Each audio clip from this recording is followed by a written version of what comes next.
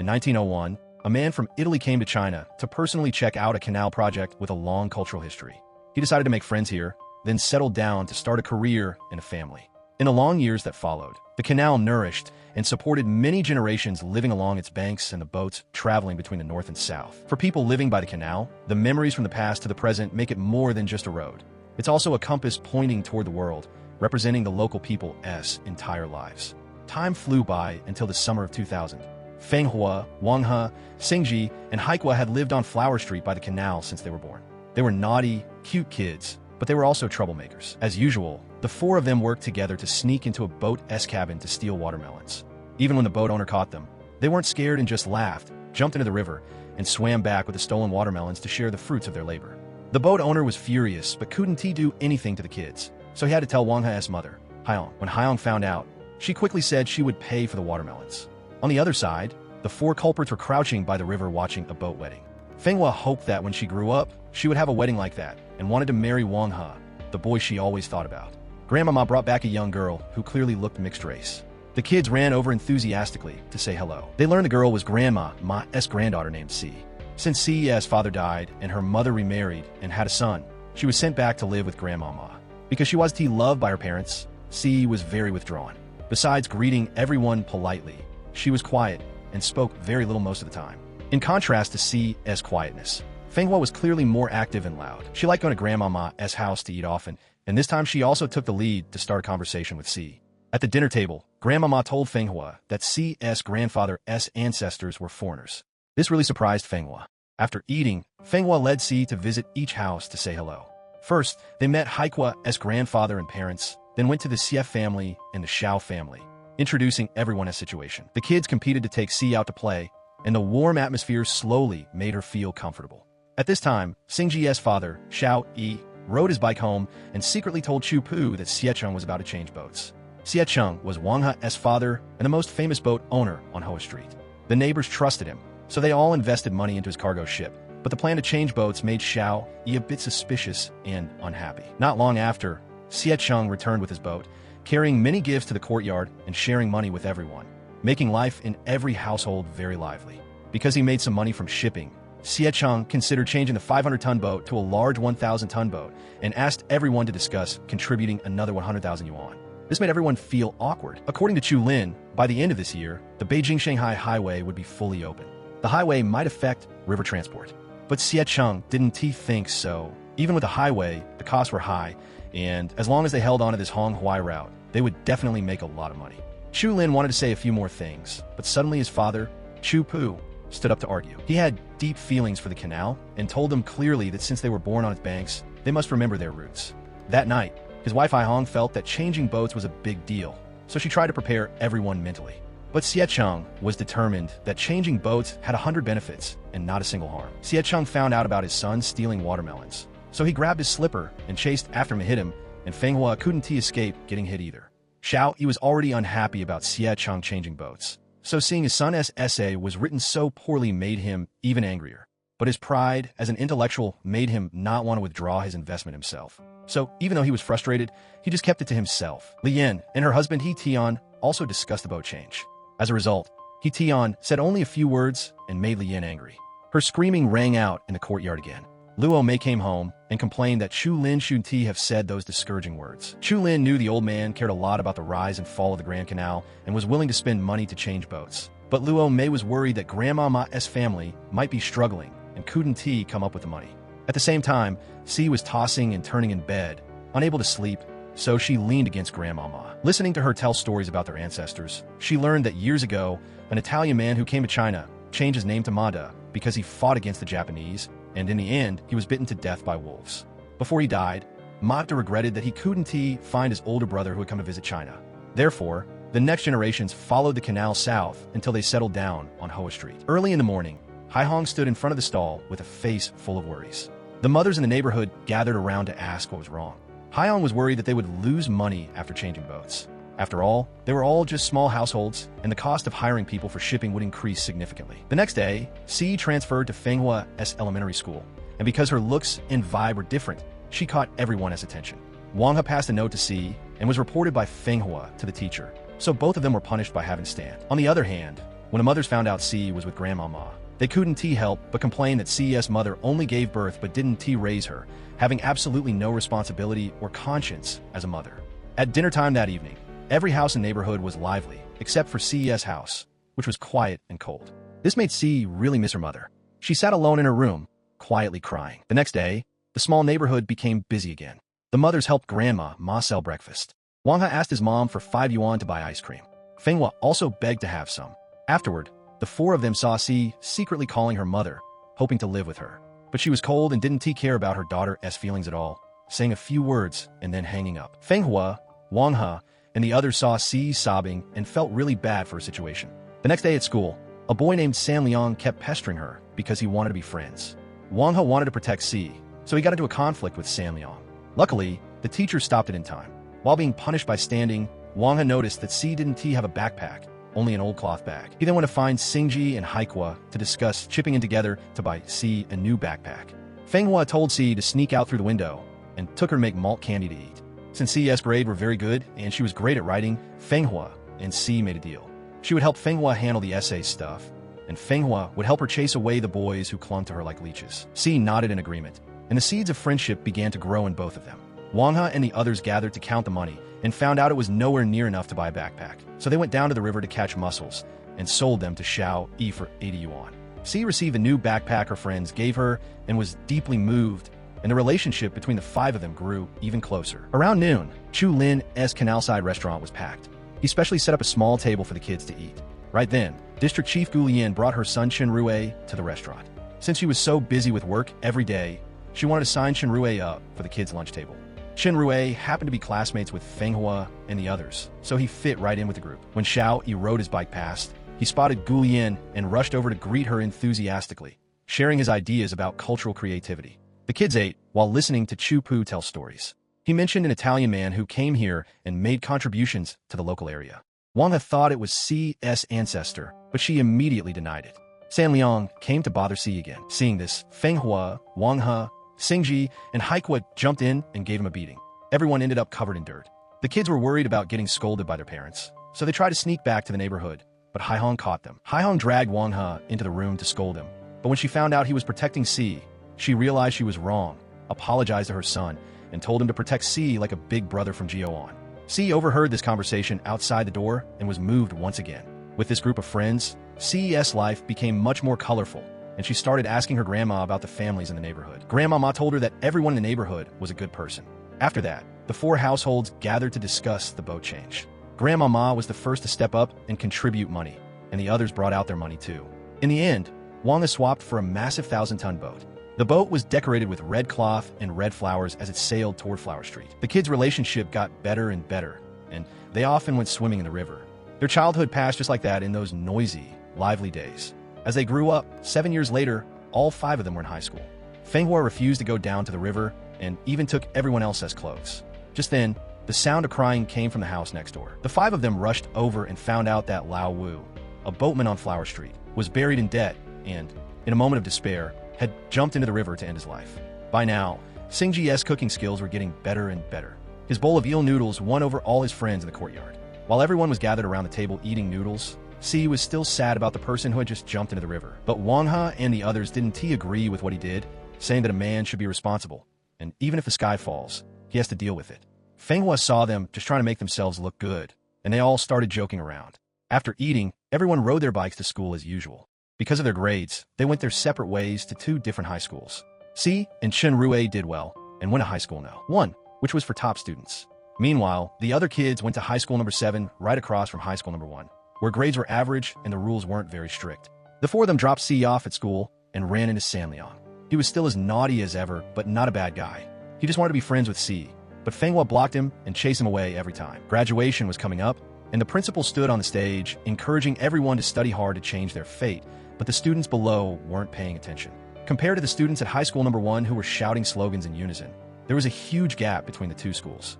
In class, Wang He was caught daydreaming by the teacher, but he wasn't embarrassed at all and even argued with Teacher Z. Wang He believed that the college entrance exam wasn't the only way to change one's fate. If people only relied on rote learning, why are successful people still such a small minority? Because of that, Wang He skillfully set up a career plan for Teacher Z. How to keep the day job while still making extra cash? The answer was opening a test prep class. Looking at teacher Z and the classmates' dazed faces, Wang has stood at the podium and explained in detail the profit a prep class could bring. He even painted a picture of infinite business potential that left everyone stunned. Teacher Z quickly grabbed a marker to do the math on the blackboard. Because of the back and forth between Feng Hua and Wang He, Teacher Z was hyped up to be a billionaire, which made him feel like he was walking on air. After school, San Liang blocked Wang He and the others, saying Feng Hua ruined his shoes. But the moment he saw Feng Hua walking out of the school building, he got scared and pedaled away as fast as he could. Feng Hua wanted to make money to see her idoless concert and was ready to spend big. However, just as she was getting lost in her beautiful daydream, she was interrupted by her parents shouting. Times were changing, and water transport on the canal wasn't as booming as before. Life was getting harder for every family, and it turned out Muqian's family was constantly borrowing money. They used to be well off, but now the situation was totally different. Her frustration finally boiled over. Muqian was scolded into silence by his wife, while Feng Hua could only stand quietly by the door. Similarly, Xie Cheng went from being a captain to hitting a slump. Seeing San Liang's dad become a big boss felt like a massive blow to his pride. The Sun family still owed the Xie family money, but Xie Cheng felt awkward because their business relied on Mr. Sun, so he never brought up the debt. This made Haiyang very upset with her husband. Feeling down, Wang He went up to the rooftop and ran into Feng Hua, who was also stressed out about her family's money problems. The two sat together and talked about their dreams for the future. Xiao's writing topics weren't keeping up with the times, so the publishers kept rejecting his manuscripts. His son Xingji suggested he try tomb-robbing novels like Ghost Blows Out the Light, but he considered himself a high-class intellectual and refused to write that kind of cheap stuff. Luo made Couldn't stand her acting career being buried while she spent all day doing housework. She took her anger out on her husband and decided to head to Hengdian to advance her career. Haikua helplessly went to the rooftop and found his other 4 friends were already there. The 5 of them hung out and talked about life after graduation, which finally cleared away the gloom hanging over the small courtyard.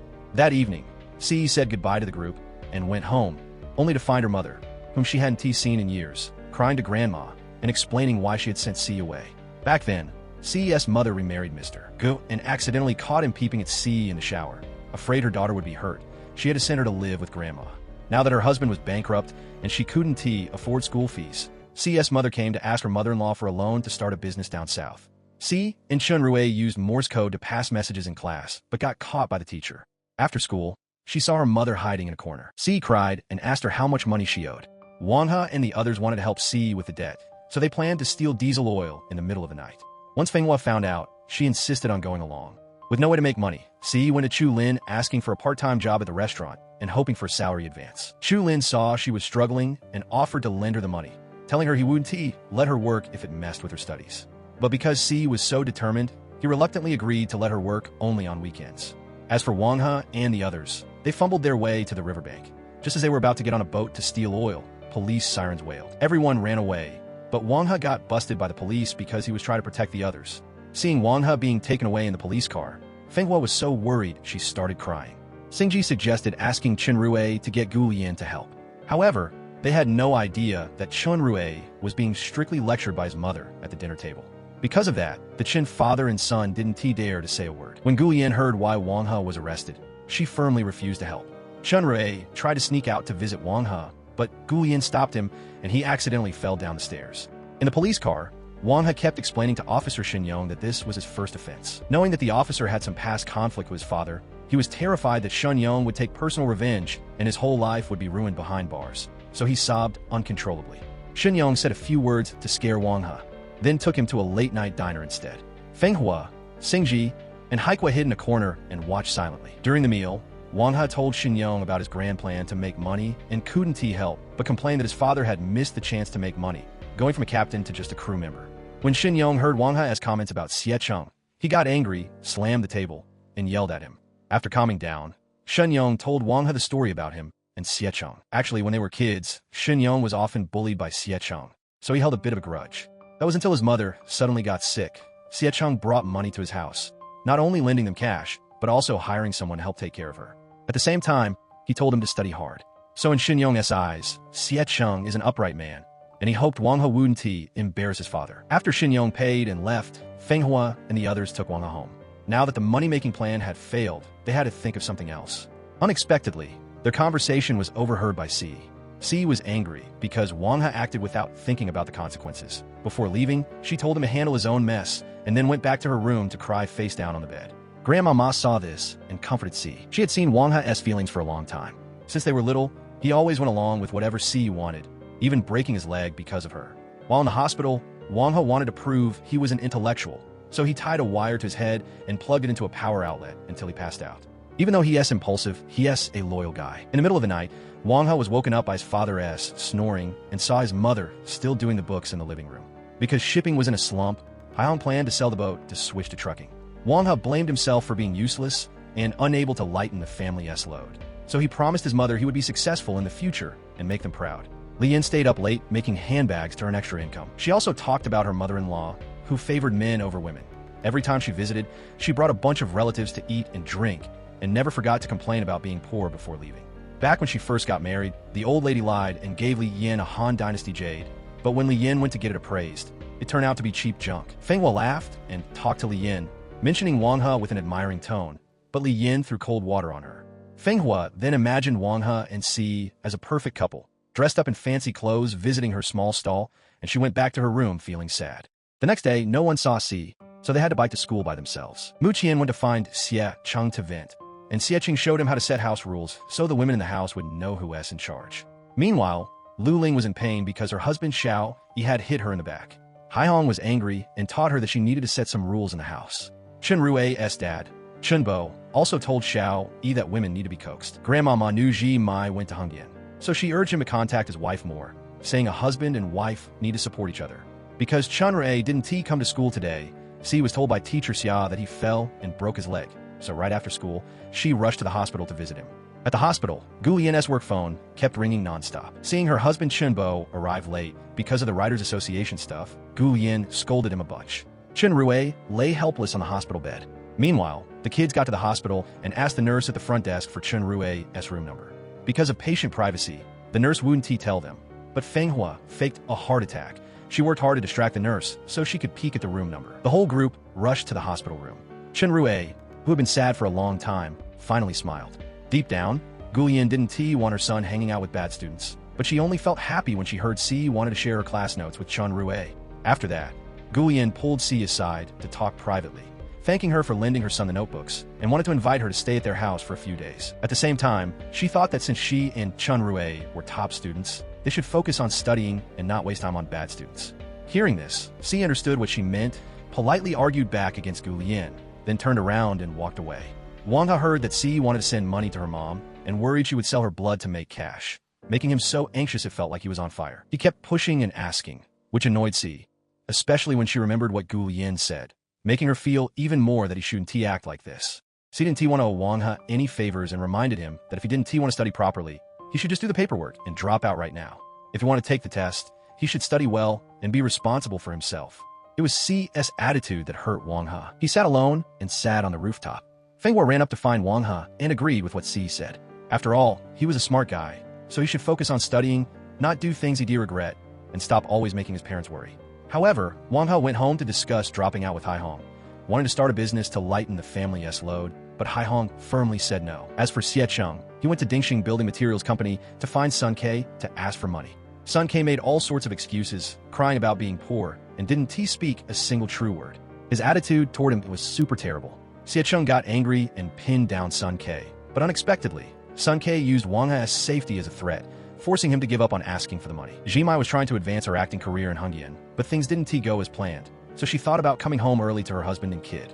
Her close friend Ai Lin brought Jimai a script and told her to value this chance. But when Chu Lin found out Jimai was going to Beijing to audition, he looked calm on the outside, but was super annoyed on the inside. Meanwhile, Xiao, he went to his boss to ask why his research topic was approved. The boss said, "You spend all day researching Su Mei, a historical figure who isn't even real, and you even research her foot-binding cloths.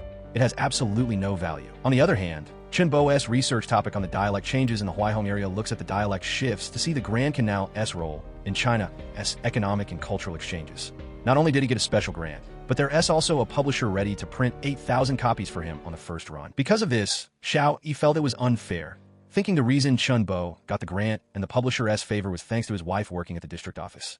Chen Bo explained that his work had nothing to do with Gu Lian and then got into an argument with him. The boss heard them and came over to break it up. When he got home, Xiao was still grumbling and cranky.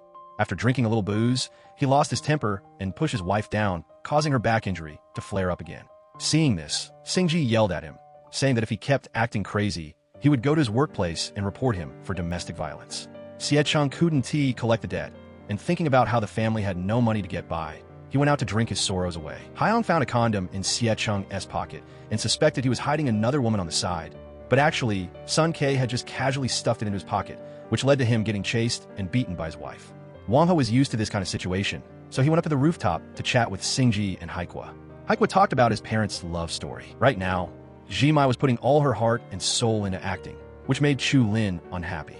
Wang He went home and heard his dad explain the misunderstanding, but Sun Ke dodging the debt made him furious, so he ran out planning to smash Sun Ke's car. In the end, Wang He couldn't bring himself to do it.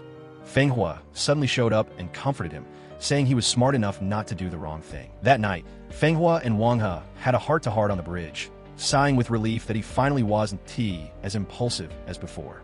If he had actually smashed the car tonight, it wouldn't just affect him, but would also make things harder for his family. Wang He said he didn't think that much about it. He just felt that since he was almost 18, he needed to change his way of living. Feng Hua praised Wang He for being smart since they were little and encouraged him to believe in himself, saying he would be successful one day. These words really hit home for Wang He. The two of them walked home, talking and laughing. Xiao couldn't shake off his frustration, always feeling like he was talented but had nowhere to show it. So he went out to the riverbank alone to shoot the breeze with someone else. The next day, Grandmama took the initiative to call Jimai to ask when she was coming back. Jimai said she would head home once she finished her work. However, Jimai leaving made Chu Lin grumpy, and he frequently lost his temper with his employees. Grandmama understood what was going on, so she went to the restaurant, patiently giving Chu Lin advice while telling him to care more about Jimai. That night, Chu Lin walked out of the restaurant and heard his son Haikua playing pool and chatting with Wang He and two other friends. Wang He figured that Haikua's parents' problems were mostly because of Chu Lin. After all, normal people want to move up and go out to build a career. As for Haikua, he thought about the worst-case scenario. Even if the two got divorced, he would go with his dad, because he was worried his dad wouldn't be able to handle it. Hearing his son say this, Chu Lin felt really awful. He got lost in his thoughts and then went home. Looking at the twinkling stars in the sky, he recalled the past with Jimai, so he took the initiative to text her a check-in and sent her a picture of the night sky. Jimai saw the message and replied right away, which finally made Chu Lin feel better. Over here, Xiao also learned to care for his wife, personally massaging Lu Ling's injured back. Wang He also brought home some money, so his family wouldn't be too broke. Wang He and his two buddies walked and joked around until they got back to the courtyard. In her room, Feng Hua was imitating Li Chun's concert performance. C was playing her dad's guitar alone. The small courtyard was still filled with trivial and beautiful moments, just like usual. The next day, during class, Feng Hua was listening to music while drawing a portrait of Li Chun. As a result, Xingji teased her, so she beat him up. After school, Sanliang showed off his newly bought motorcycle, and immediately after, he crashed into a tree. Xingji wasn't okay with being bullied by Feng Hua, so he teamed up with Wang He and the others to come up with a mean prank. They posted on the school forum, pretending to leak Li Chun's QQ number. Sure enough, Feng Hua fell for it. She added Li Chun's QQ and got accepted, then hurriedly told her mom. When the weekend came, C went to the canal restaurant to work her part-time job, carrying lunchboxes to deliver food. Shinrei was in the hospital drawing a portrait of C, and when he accidentally found out his mom had interfered, he got angry and knocked over his lunchbox. Over here, Wang He and the others were waiting at the internet cafe on purpose. When Feng Hua sent a message on QQ, they immediately replied in Li Chun's tone, telling her to come to Chengdu to see the concert. Feng Hua saw Wang He and the others hiding across from her, and finally figured out their scheme to impersonate Li Chun. She was so mad that she declared one day, when Li Chun performed at the biggest stadium, she would try her best to buy front-row seats at the concert. On the way back, Feng Hua saw C working her part-time job at the canal restaurant. Her mood didn't look good. While sitting in a street-side stall, she met a photographer who took pictures of her. That night, Feng Hua took the initiative to pick C up to go home, and revealed to her that being a photo model made quick money. C felt it wasn't trustworthy. To convince her, Feng Hua pulled out the pictures the photographer took of her and also planned to go to the studio to check it out. It took a lot of effort to finally convince C. Haiyang brought the goods back to the courtyard, and C stepped up to help. While chatting, she said she planned to apply to a second-tier college so she could easily take care of her grandma. Seeing how mature C was, Haiyang felt both happy and heartbroken. After all, with her grades, she could totally get into a top-tier college, so she reminded her that being too mature wasn't good. Otherwise, she would live a very hard life. When Li Yin found out Feng Hua was about to go shoot a commercial, she suddenly asked Feng Hua back if she wasn't scared the photographer would only sign a contract with C. Feng Hua hesitated for a second, thinking that since C's family was struggling, if she really could sign a contract, it wouldn't be a big deal. Right then, Li Yin asked Feng Hua what she would do if she had to choose between the two in the future. Wang He and his 3 buddies suddenly came looking for Feng Hua. They handed her a certificate promising to refund her costs for seeing Li Chun's concert and formally apologized to her. This made her stop being mad right away, and she happily accepted it. Chunbo and Gu Yin went out for a late-night snack. Gu Yin repeatedly told Chunbo to keep an eye on Chunrui and not let their son start dating too early at this age. After hearing that, Chunbo felt it was super normal for his son to like a girl, and then he started reminiscing about the old days. As a result, Gu Yin got jealous, so he had to bite the bullet and say he promised to get the job done. After that, Chunbo went to the hospital to visit. Chunrui asked him to pass a letter to C. Even though Chunbo supported his son dating, he told Chunrui that if he wanted to bring happiness to the other person, he needed to find a way to make himself excellent. Because in a relationship, what you do is way more useful than what you say. If you can't rely on your personal abilities to provide support and protection for the other person right now, then it's not the best time to date. Over here, Wang He found out C was working a part-time job, so he rushed up to question her, demanding she quit her job immediately and go back to studying hard. But C refused. The two argued and then walked away. Wang He rode his bike in anger and almost got into an accident, but luckily he escaped safely. That night, Xiecheng quietly sneaked into Sun K's office, planning to pry open the safe. Unexpectedly, Sun K came back with a woman. When they ran into each other, Xiecheng got angry and demanded his money back. During the scuffle, the back of Sun K's neck hit the edge of the table, and he passed out. Panicking, Xiecheng instinctively ran out of the Dingxin Group office. At first, he planned to run away, but Xiecheng realized how wrong this was, so he went back and took Sun K to the hospital. Who would have thought Sun K would turn around and blame him, still wanting to use the medical bills to deduct from the debt? Of course, Xiecheng didn't agree. He even pulled out a spiral knife and told Sun K to stab him to settle their scores, and then he begged him to return the life-saving money to the Xie family. However, Sun K had his own struggles, so he had to tell Xiecheng straight up that he hadn't gotten paid for his unfinished building project, and the car under his name was about to get towed to pay off his debts. Just because he couldn't get the money back, Xiecheng trudged back home, and Haihong immediately noticed something was up. The next day, Grandmama and a few other moms set up their stalls to sell things by the river. Everyone was feeling down because no customers were stopping by. Grandmama cheered them up by singing a Chinese opera song, but after singing a few lines, she suddenly got dizzy. The mom saw that things didn't look good and quickly went to find a Chinese medicine doctor. The doctor made a quick diagnosis that Mom most likely had pre-stroke symptoms and told everyone to mentally prepare themselves. Wang He went home and told Haihong about this, and at the same time suggested taking a gap year to make some money. But Haihong strongly opposed it. Meanwhile, Xiecheng was stressing out over money. In the middle of the night, the father and son went up to the rooftop to have a heart-to-heart talk from father's perspective. Xiecheng told his son about his glorious past. Xiecheng learned that the reason Wang He wanted to take a gap year was to help Ma cover her medical bills. Haihong saw the father and son sitting next to each other stargazing, and she felt very comforted in her heart. Early the next morning, Feng Hua tried her hardest to persuade Si, and finally convinced her to go with her to Haigu's photo studio. Meanwhile, Wang He went to Haikua to ask him to check out the feasibility of his business plan. Haikua looked over Wang He's online test bank plan and felt it would be very hard to pull off. But Wang He already had a backup plan ready. Feng Hua led Si to the Photography Art Center, which was exactly photographer Haigu's studio. Both of them were blown away by the studio's environment and equipment, feeling like they had wandered into a whole new world. Haigu chatted briefly with the two of them, then told them that being a model required signing a contract with a management agency, and tried to talk both of them into signing with him. After that, Haigu went upstairs to get the contracts and told his studio partner that this time there were 2 young girls, and what's more, one of them had never been a model before. Obviously, Feng Hua and Si were completely clueless about this. When Feng Hua found out that she could get 10,000 yuan just by signing the contract, despite C's advice and the 50,000 yuan breach of contract penalty, she signed her name on the spot. The moms in the small neighborhood were all worried about Grandma Ma's health, so they told Lu Ling to take her to the hospital for a checkup. Gu Yin found out Grandma Ma went to the hospital for a checkup, so she specifically brought some nutritional supplements from her son's hospital room over to her and also asked Lu Ling to pass a message telling Grandma Ma to take good care of her health on a daily basis. On the way back, Si complained that Feng Hua was a bit too hasty, acting without thinking about the consequences at all. Feng Hua talked about her parents' past, saying that because her mom gave birth to a daughter, she had to endure a lot of unfair treatment, so she always wanted to make her parents proud of her. Shooting commercials was her only chance to make money. Hearing Feng Hua's words, Si felt a bit moved in her heart and also wanted to sign a contract next week to give the money to her. After Lu Ling brought Grandma Ma back to the small neighborhood, she told Haihong and Li Yin about the checkup results. Feeling that the situation wasn't very optimistic, she privately discussed doing a stroke drill with them just to be safe. That night, Li Yin pretended to be Grandmama in a coma. Haihong carried Li Yin on her back and ran from the neighborhood to the bridge, planning to prepare a stretcher and a car later on to get Grandma Ma to the hospital in time. Once Li Yin got home, Feng Hua proudly pulled out the 10,000 yuan and the signed contract, showing off to her mom that she could make money. Li Yin looked at the dense lines of text on the contract and felt a little uneasy. She took the contract to Wang He and asked him to help check the terms. Wang He figured out that the contract had a breach of contract penalty of up to 50,000 yuan. Hearing this, Li Yin was super worried and afraid that the other guy was a scammer.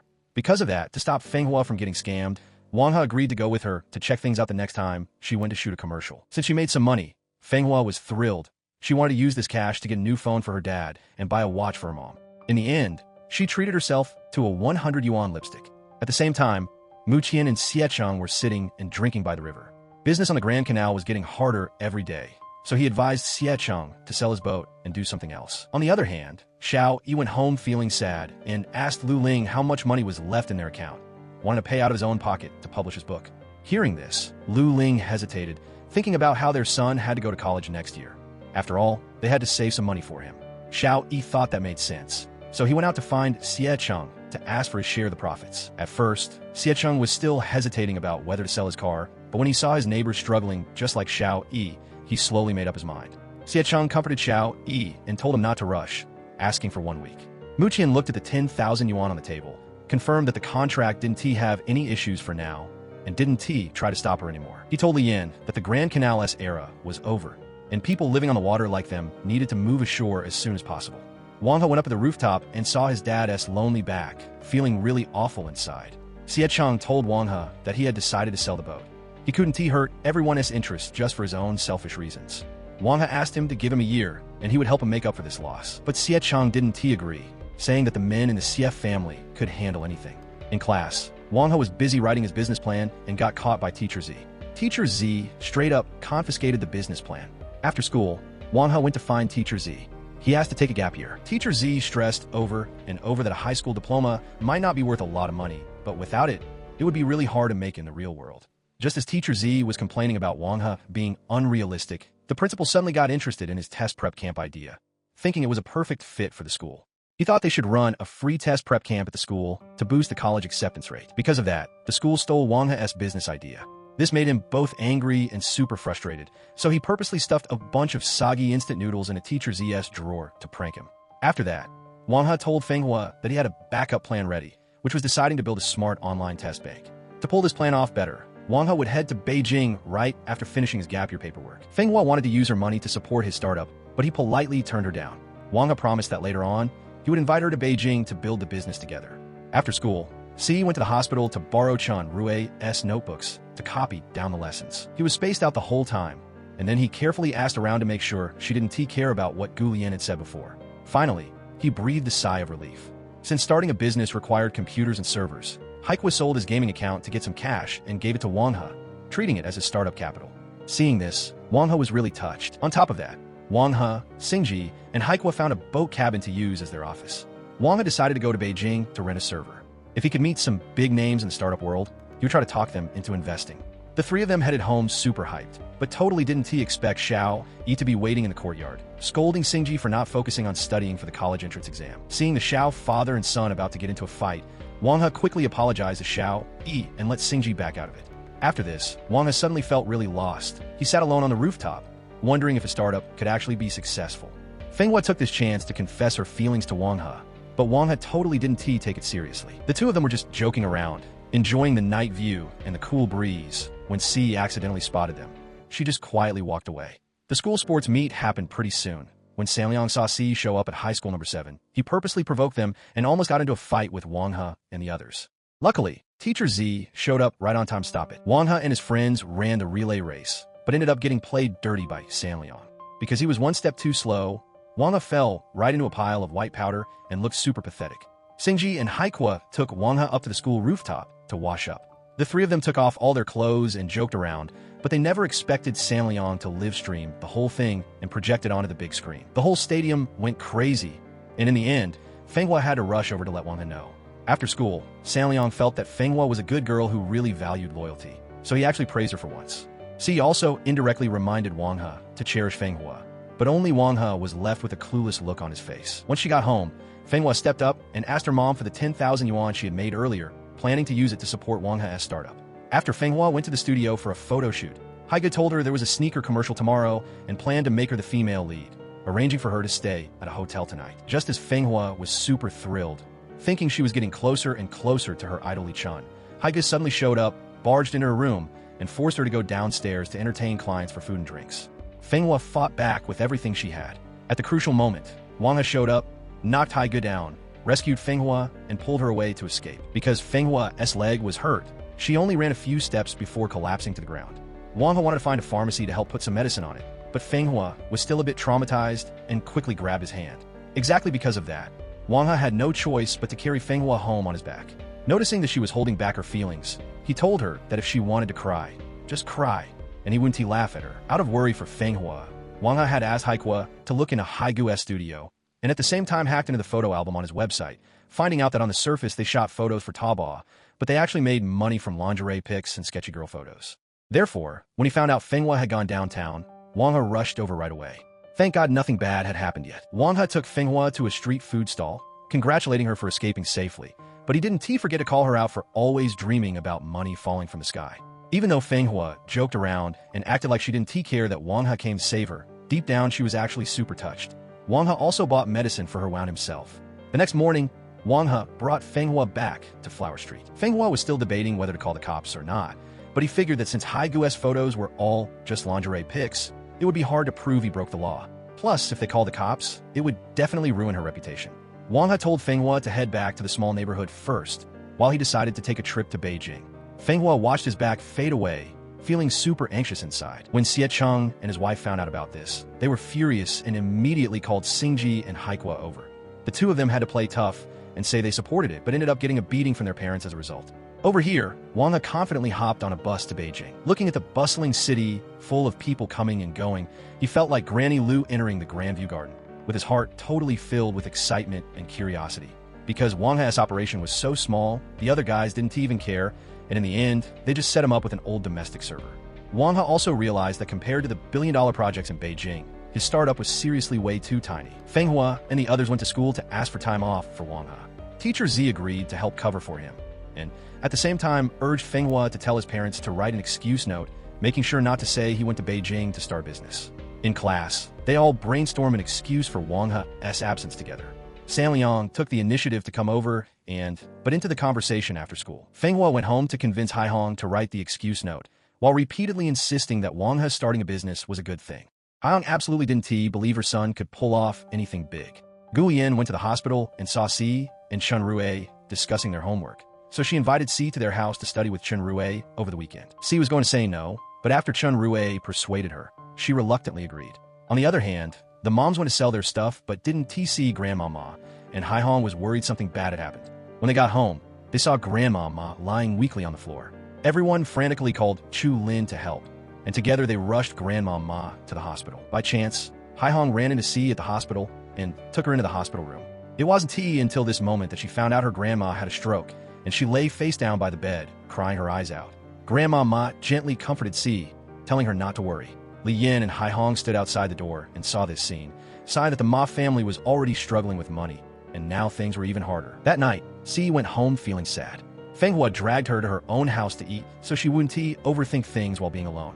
Chu Lin gathered the neighbors in the small neighborhood to discuss how to take care of Grandma Ma together, and how to apply for social welfare for her or chip in with money and effort. Because Gu Yin was in charge of cases like Grandma Ma's, Chu Lin asked Xiao Yi for help. He thought of Chun Bo and felt awkward bringing it up, so on the outside, he firmly refused, but the next day he bought some fruit and went to find Chun Bo to make peace. Right after school, Feng Hua and the others immediately went to the hospital to visit Grandma Ma. The aunts and uncles in the small neighborhood installed a telephone in her house. Chu Lin also brought Gu Yin to see her stall. Gu Yin said she couldn't handle it directly and told them to write a petition so the community could submit it to the higher-ups to try and get this sorted out. At this crucial moment, everyone joined hands to help. The neighborhood along the canal was filled with warm human kindness. On the other hand, Wang He was at an internet cafe, telling Haikua that he had successfully rented a server. Suddenly, he heard Brother Chong at the next table, who worked in the internet industry and was super experienced, so he stepped up to ask him for advice.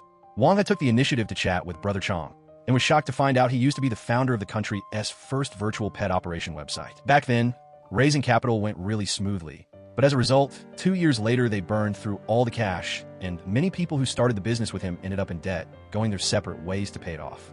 Just like Brother Chong said, over 7 million people started internet businesses last year, but the number of projects that successfully raised money was basically nothing. If your family is well off, you can use spare cash to give it a try.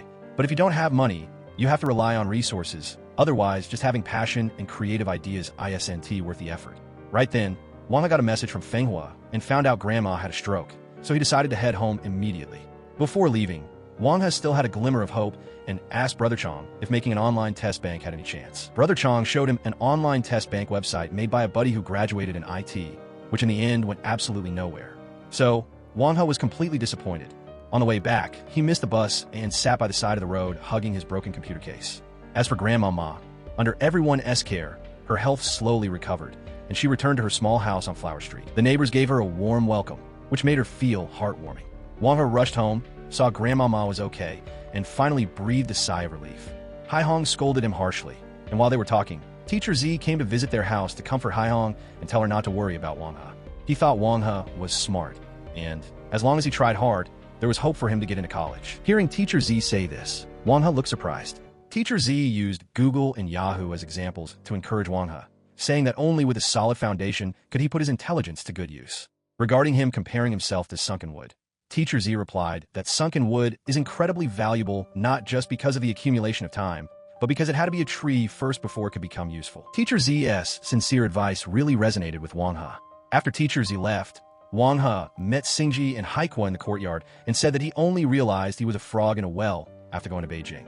Haikua advised Wang He that studying hard was the right path. Passing the college entrance exam would definitely pay off. Muqian felt sad thinking about Xie Cheng wanting to sell the boat. Feng Hua immediately came up with the idea of opening a supermarket on the river, but Xie Cheng wouldn't listen and still didn't want to change. He came home dead drunk and got into a fight with his wife over Wang He dropping out of school. The couple made a huge scene. Wang He rushed out to apologize to his dad, knowing he was childish and useless before. The next morning, Hai Hong got ready to go drive a truck and told Li Yin not to tell anyone about it. Li Yin talked to Hai Hong about opening a supermarket on the river, and Hai Hong totally supported it. The neighborhood kids were eating and chatting at Grandma Ma's stall. She half-jokingly told them that if they wanted to learn the Ma family's dipping sauce recipe, they had to marry into her family. Wang He immediately agreed, which made Feng Hua unhappy. Wang He studied hard in class and said he wanted to get into a top-tier college.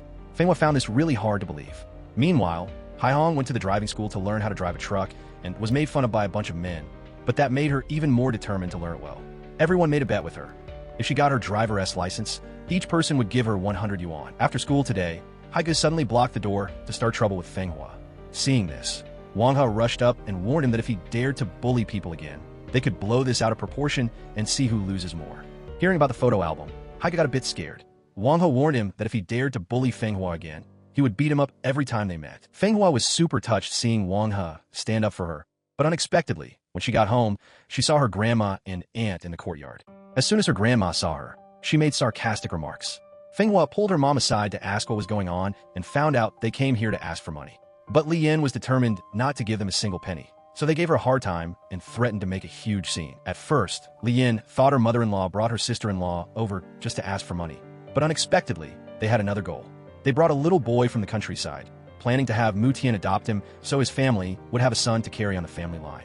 Mu Tian was completely shocked when he got home and found out. Li Yin was boiling mad, while Feng Hua heard from a little boy that her grandma came to divide the family property. Mu Tian clearly didn't accept this setup, angrily blaming his mom for having old-fashioned thinking.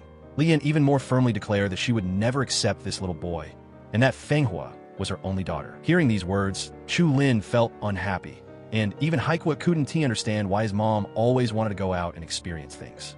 Chu Lin said that anyone has the right to chase their dreams, and besides, she had given up a lot for her husband and kid.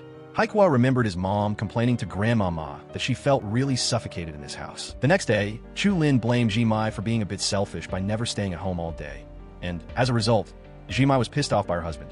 She fired back, blaming him for not keeping his promise from years ago. He was living comfortably here, but she was an actress who needed a stage. Because they wanted different lives, being together was just a burden to each other. Chu Lin felt helpless and had to suggest getting a divorce. Right at that moment, Haikua overheard it.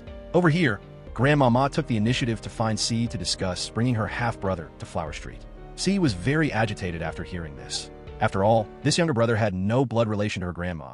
But Grandmama was kind-hearted, thinking about how C's mom's current husband, Mr. Go, was convicted of running a gambling ring. If C's mom went hustling down south again, no one would take care of the little kid.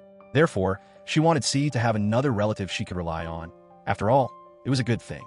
Because of Grandmama's firm attitude and persuasion, C couldn't really object anymore, and just reluctantly accepted it. At this time, Jimai went into the room to check on her son. Seeing him looking sad, she said she wouldn't leave for now, at least waiting until he finished his college entrance exam.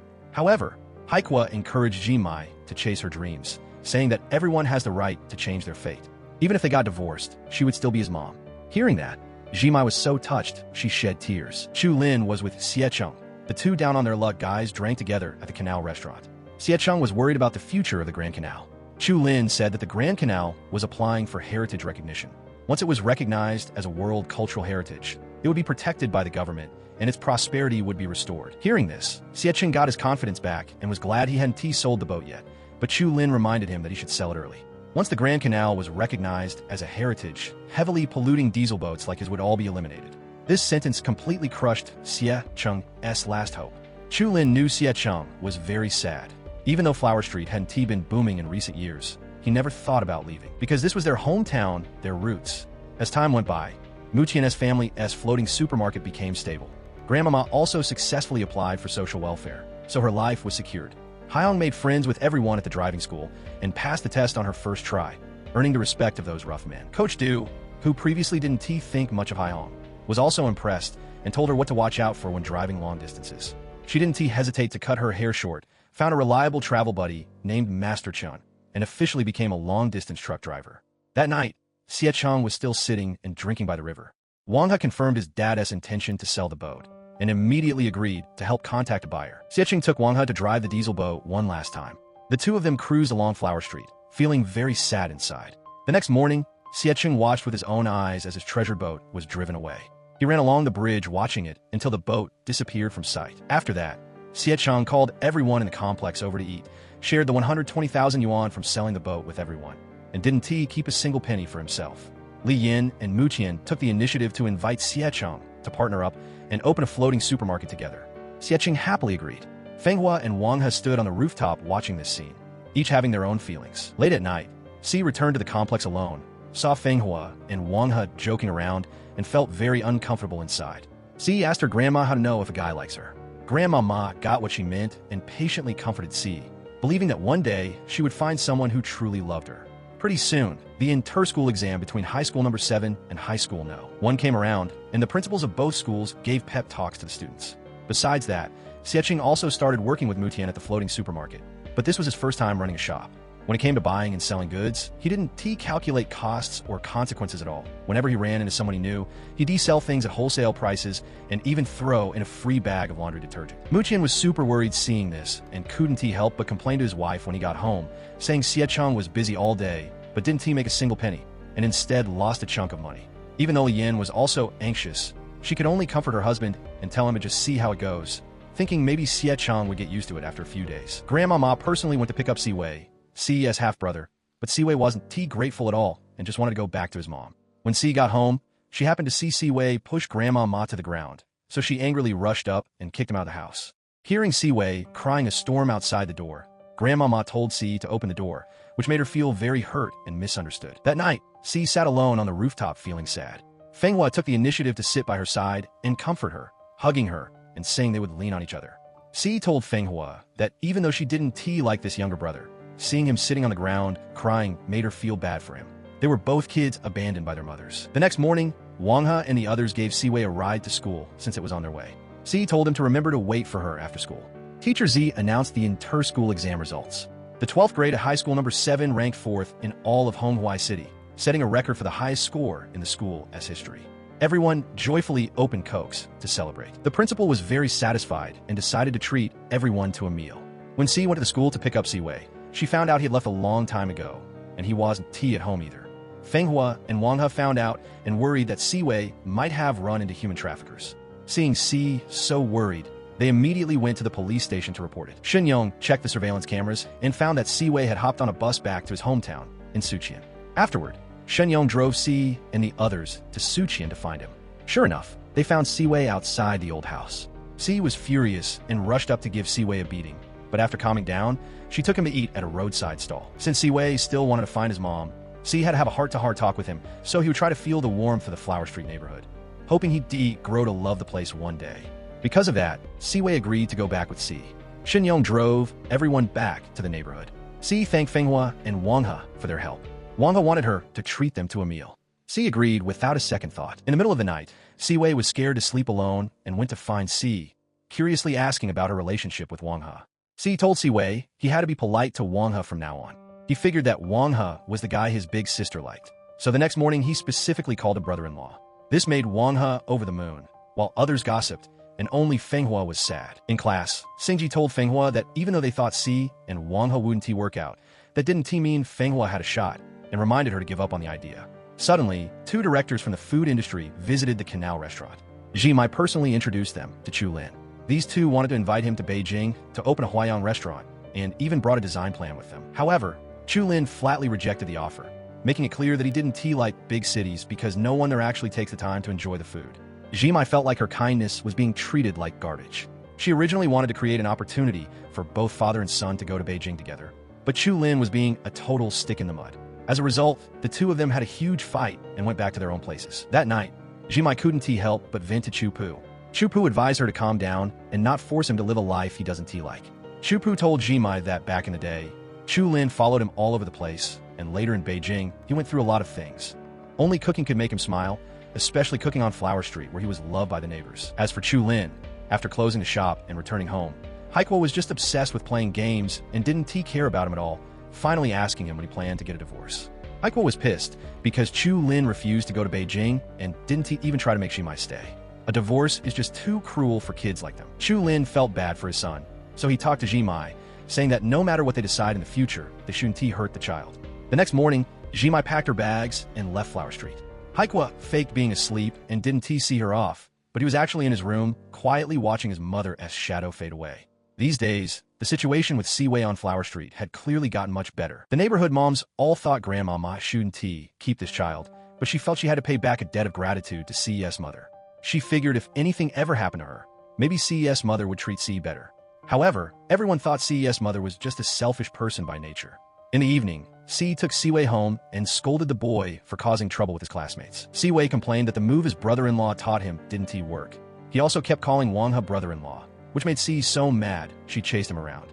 After Siwei fell fast asleep, Grandmama encouraged C to try getting to know Wang He, but she felt Wang He liked Fenghua, and she just wanted to focus on her college exams. Mu Qian went home and told his wife that Xie Cheng's obsession with saving face was the reason a lot of goods couldn't be sold, losing a huge chunk of money. Hearing her parents fighting in the room, Fenghua quickly went to find Wang He to tell him about it. Wang He then carefully checked in on his dad's situation and said he would find some materials for him to study how to manage a supermarket.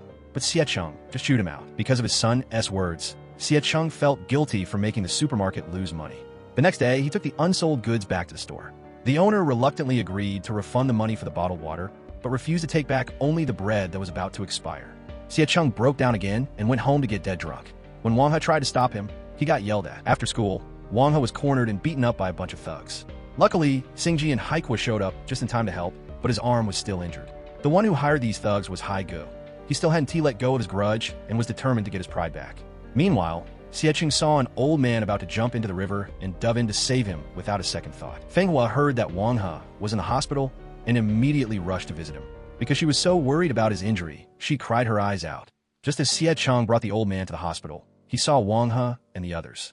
Everyone helped Wang He hide the fact that he was beaten by thugs, but clearly, Xiecheng didn't buy it and carried his son home on his back himself. Because he bought too much bread and couldn't sell it, Xiecheng gave the bread to the neighbors, which made Li Yin unhappy, and she went back to her room to have a huge shouting match with Mutian. Xiecheng secretly asked Haikuo for help. Through him, he found a thug named Dong San at a barbershop. Unexpectedly, the guy's attitude was incredibly arrogant. Dong San's henchmen brought clubs and acted all tough, planning to teach this old man a lesson. But when they saw Xiecheng had actually brought old Dong along to give his own son a brutal beating, they were so scared they didn't dare say a word. Dong Sen had to kneel down and apologize to Xie Cheng. On this side, Feng Hua brought some nourishing soup to take care of Wang He. While she was feeding him the soup, the two of them were joking around, and Si happened to see them right at that moment. Feng Hua noticed Si was acting strange and suggested they take turns looking after Wang He, but Si refused. Back home, Si sat alone at her desk and quietly teared up. Old Dong brought his son Dong San and a fruit basket to the house to apologize to Wang He, which made the curious neighbors in the complex gather around to watch. Feng Hua felt it was unfair for Wang He and gave Dong San a real piece of her mind anyway. Dong San knew he was wrong, so he followed his father and left after being scolded. Dong San didn't understand why his father was so scared of Xie Cheng. Old Dong told his son that when they were young, they made a living by fishing on the river and were often bullied by people from upstream. Xie Cheng saw this and stepped in to defend them, and he ended up breaking 3 ribs. Because of that, many people on Hoa Street are indebted to Xie Cheng. However, the Water Dragon King, who used to be respected by everyone, has now become like a piece of driftwood, floating aimlessly all day, unable to find his direction. He broke down, and the family burden fell onto Haihong's shoulders. She was carrying it all by herself. The old man Xie Cheng saved was out of danger. His son and wife came to the house to say thanks. Neighbors crowded around to watch, making the Xie family's house packed with people. Haihong's colleague Old Chun took a leave of absence, so Master Sun took his place. As a result, that night, Master Sun was bold enough to try something indecent with Haihong. She fought back desperately, kicked him out of the truck, and then drove the big rig alone, trying to stay awake through the night rain. With tears streaming down her face, she arrived home just as Xie Cheng was happily hanging a commendation certificate on the wall. As soon as she saw him, Haihong's expression changed, and she angrily questioned Xie Cheng on why he ignored his own safety to risk his life saving someone. Xie Cheng felt extremely hurt, having never thought that saving a person could cause trouble. But when a heated Haihong mentioned being harassed by her colleague, Wang has suddenly rushed out and angrily scolded Xie Cheng for doing nothing but drinking all day and being useless. Hearing these words from his son, Xie Cheng felt deeply ashamed. Early the next morning, he had breakfast ready. Haihong was still traumatized, even twitching in her sleep. After this incident, Xie Cheng decided to drive trucks with Haihong, determined to work hard for 2 years to save enough for their son's tuition. Haihong finally smiled. Looking at the canal flowing under the moonlight, Wang He had changed. He burned the certificate himself, realizing that he must think of his family before doing anything. While on the road, Xie Cheng listened to a tape that Wang He had given him. It turned out to be a song that Wang He had requested for him on Zhao's radio station. Wang He and the others felt that Si wasn't in a good mood, so they went to Feng Hua to ask about the situation and asked her to talk to Si. Si said that for now, she just wants to focus on her college entrance exams and wouldn't think about anything else. Feng Hua worked up the courage to ask if she liked Wang He, but she didn't answer directly, only saying that she wasn't worthy right now. Si told Feng Hua to try and work harder and not to look at others with admiration and feel bad about herself. Feng Hua still didn't get what Si meant. Early the next morning, she hurried to take Si to school. Both of them acted like they didn't see Wang He. Xie Cheng sat with Haihong in the big rig, looking spaced out the whole way. Haihong also noticed her husband wasn't in a good mood, so she proactively found all sorts of things to talk about. However, Haihong thought a lot during this trip. She felt like she was forcing a fish on a dry land.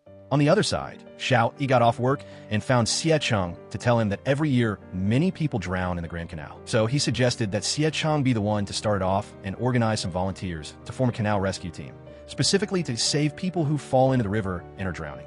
Xie Cheng guessed that Xiao Yi wanted to use this to write an article, but he was also a bit interested himself, so he said he'd go home and talk it over with his family.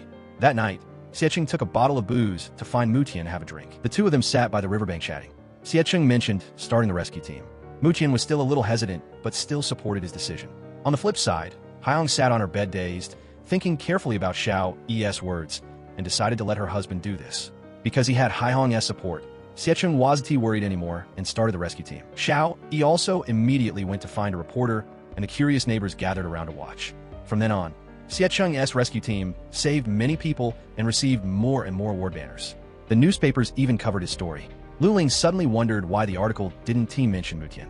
Everyone there felt a bit awkward. Mutian quickly explained that he is part of the rescue team, so if the newspapers write about the team, they are basically writing about him too. Si and Feng Hua were chatting when Wang has suddenly appeared behind Feng Hua, giving her a start. Haikua asked Si if she wanted to take the exam for Peking University. With her grades, she totally could, but Si said not everyone is interested in Beijing. Wang Ha advised Si to go check out Beijing, but she shot it down immediately and didn't want to discuss it with him anymore. In the final semester of high school, Si's school was going to implement full boarding management from Monday to Friday, with no excuses allowed to go out. Si asked the teacher for permission to commute. The teacher saw her situation was special and agreed to talk to the school board to help her figure it out. Chun Rui found out and advised Si to stay at school to focus on the final important stage and was even ready to lend her money to hire a maid to take care of her family. At the same time, Haigu purposely photoshopped Fenghua as profile picture onto a photo of a woman wearing lingerie. This photo spread through the school, and the students were gossiping like crazy. Wang wanted to report it and contact the site admin to delete the post, but Haikwa found out this was a private forum. Even if they hacked in, it would take some time. Plus, Haigu hinted in the post that there were even hotter photos, which they feared would be bad for Fenghua. Fenghua sobbed her heart out, making Wang He so angry that he went straight to find Haigu and beat him to a pulp, while also smashing the studio equipment. Meanwhile, Xie Cheng had just saved a kid, and the crowd was cheering and clapping, but right after that, he got a phone call saying Wang had hit someone. Shin Yong told Xie Cheng that if his son's assault case wasn't handled well, he could face prison time. Even though he knew the kid was acting out of a sense of justice, the intentional injury was a clear fact. Following the cop's advice, Xie Cheng bought some fruit himself to visit the hospital, but Haigu cussed him out and was determined not to forgive. Haiyong had just heard the news and rushed back, angrily scolding her husband for not taking good care of the kid. Right now, the neighbors are all helping to collect signatures from the people on Flower Street. The neighborhood committee and the school are also getting ready to step in, so the police station planned to try and mediate between the two sides first. Just then, Xingji and Haikwa came back and told everyone the whole story. Lian and Mutian finally knew Wang He hit the guy because of Fenghua. Fenghua was hiding in the house, crying her eyes out. The Xiao family also decided that no matter what, they had to help the Xie family. Xiao, he took his son home and warned him not to get his hands dirty in this mess. The next morning, Xie Cheng and Hai Hong went to the police station. The other side was determined to press criminal charges. Hai Hong found Hai Ge for a private talk, using both soft and firm words. Finally, as a mother, she begged him not to push an honest family to the edge. Hai Ge thought it over and agreed to drop the criminal charges, but he demanded 100,000 yuan in compensation. Hai Hong quickly agreed. Even though she said yes to the 100,000 yuan, it was a huge amount for Wang He's family, and coming up with the money was really hard. Li Yin and Chu Lin took turns bringing money to help the Xie family. Li Yin especially felt extremely guilty because she knew the whole thing started with her daughter, Fenghua. At the same time, even though she was struggling herself, Grandma Ma still tried to give 2,000 yuan to Si to bring over. Hai Hong didn't take the money, and the neighbors in the small complex all lent a hand, but it was still far from the 100,000 yuan. After thinking for a while, Hai Hong went to a loan shark and pawned all her gold. While cooking, Grandma Ma felt unwell and hurried to her room to lie down. In the kitchen, Si overheard Li Yin and Lu Ling talking and learned about Hai Hong going to a loan shark, so she asked Fenghua to look after her little brother Si Wei, while she went to find Chun Rui to borrow 20,000 yuan. Chun Rui agreed to help without a second thought. That night, Si brought the 20,000 yuan to Hai Hong, advising her to take it so they could bail Wang He out quickly, so it would affect his studies or the upcoming college entrance exam. When she got back home, Si asked her grandma if she had eaten, only to be shocked to find she had passed away in bed. Early the next morning, Shen Yong went to the detention center to pick up Wang He, telling him not to worry about the photo anymore, because the police had taken care of it. Hai Hong and her husband ordered some dishes at a restaurant. They felt bad for their son, but were also angry, reminding him not to be so impulsive in the future. When Wang He learned they had paid 100,000 yuan, he was stunned and argued that they shouldn't give in to someone like that, which made Hai Hong so mad she slapped him.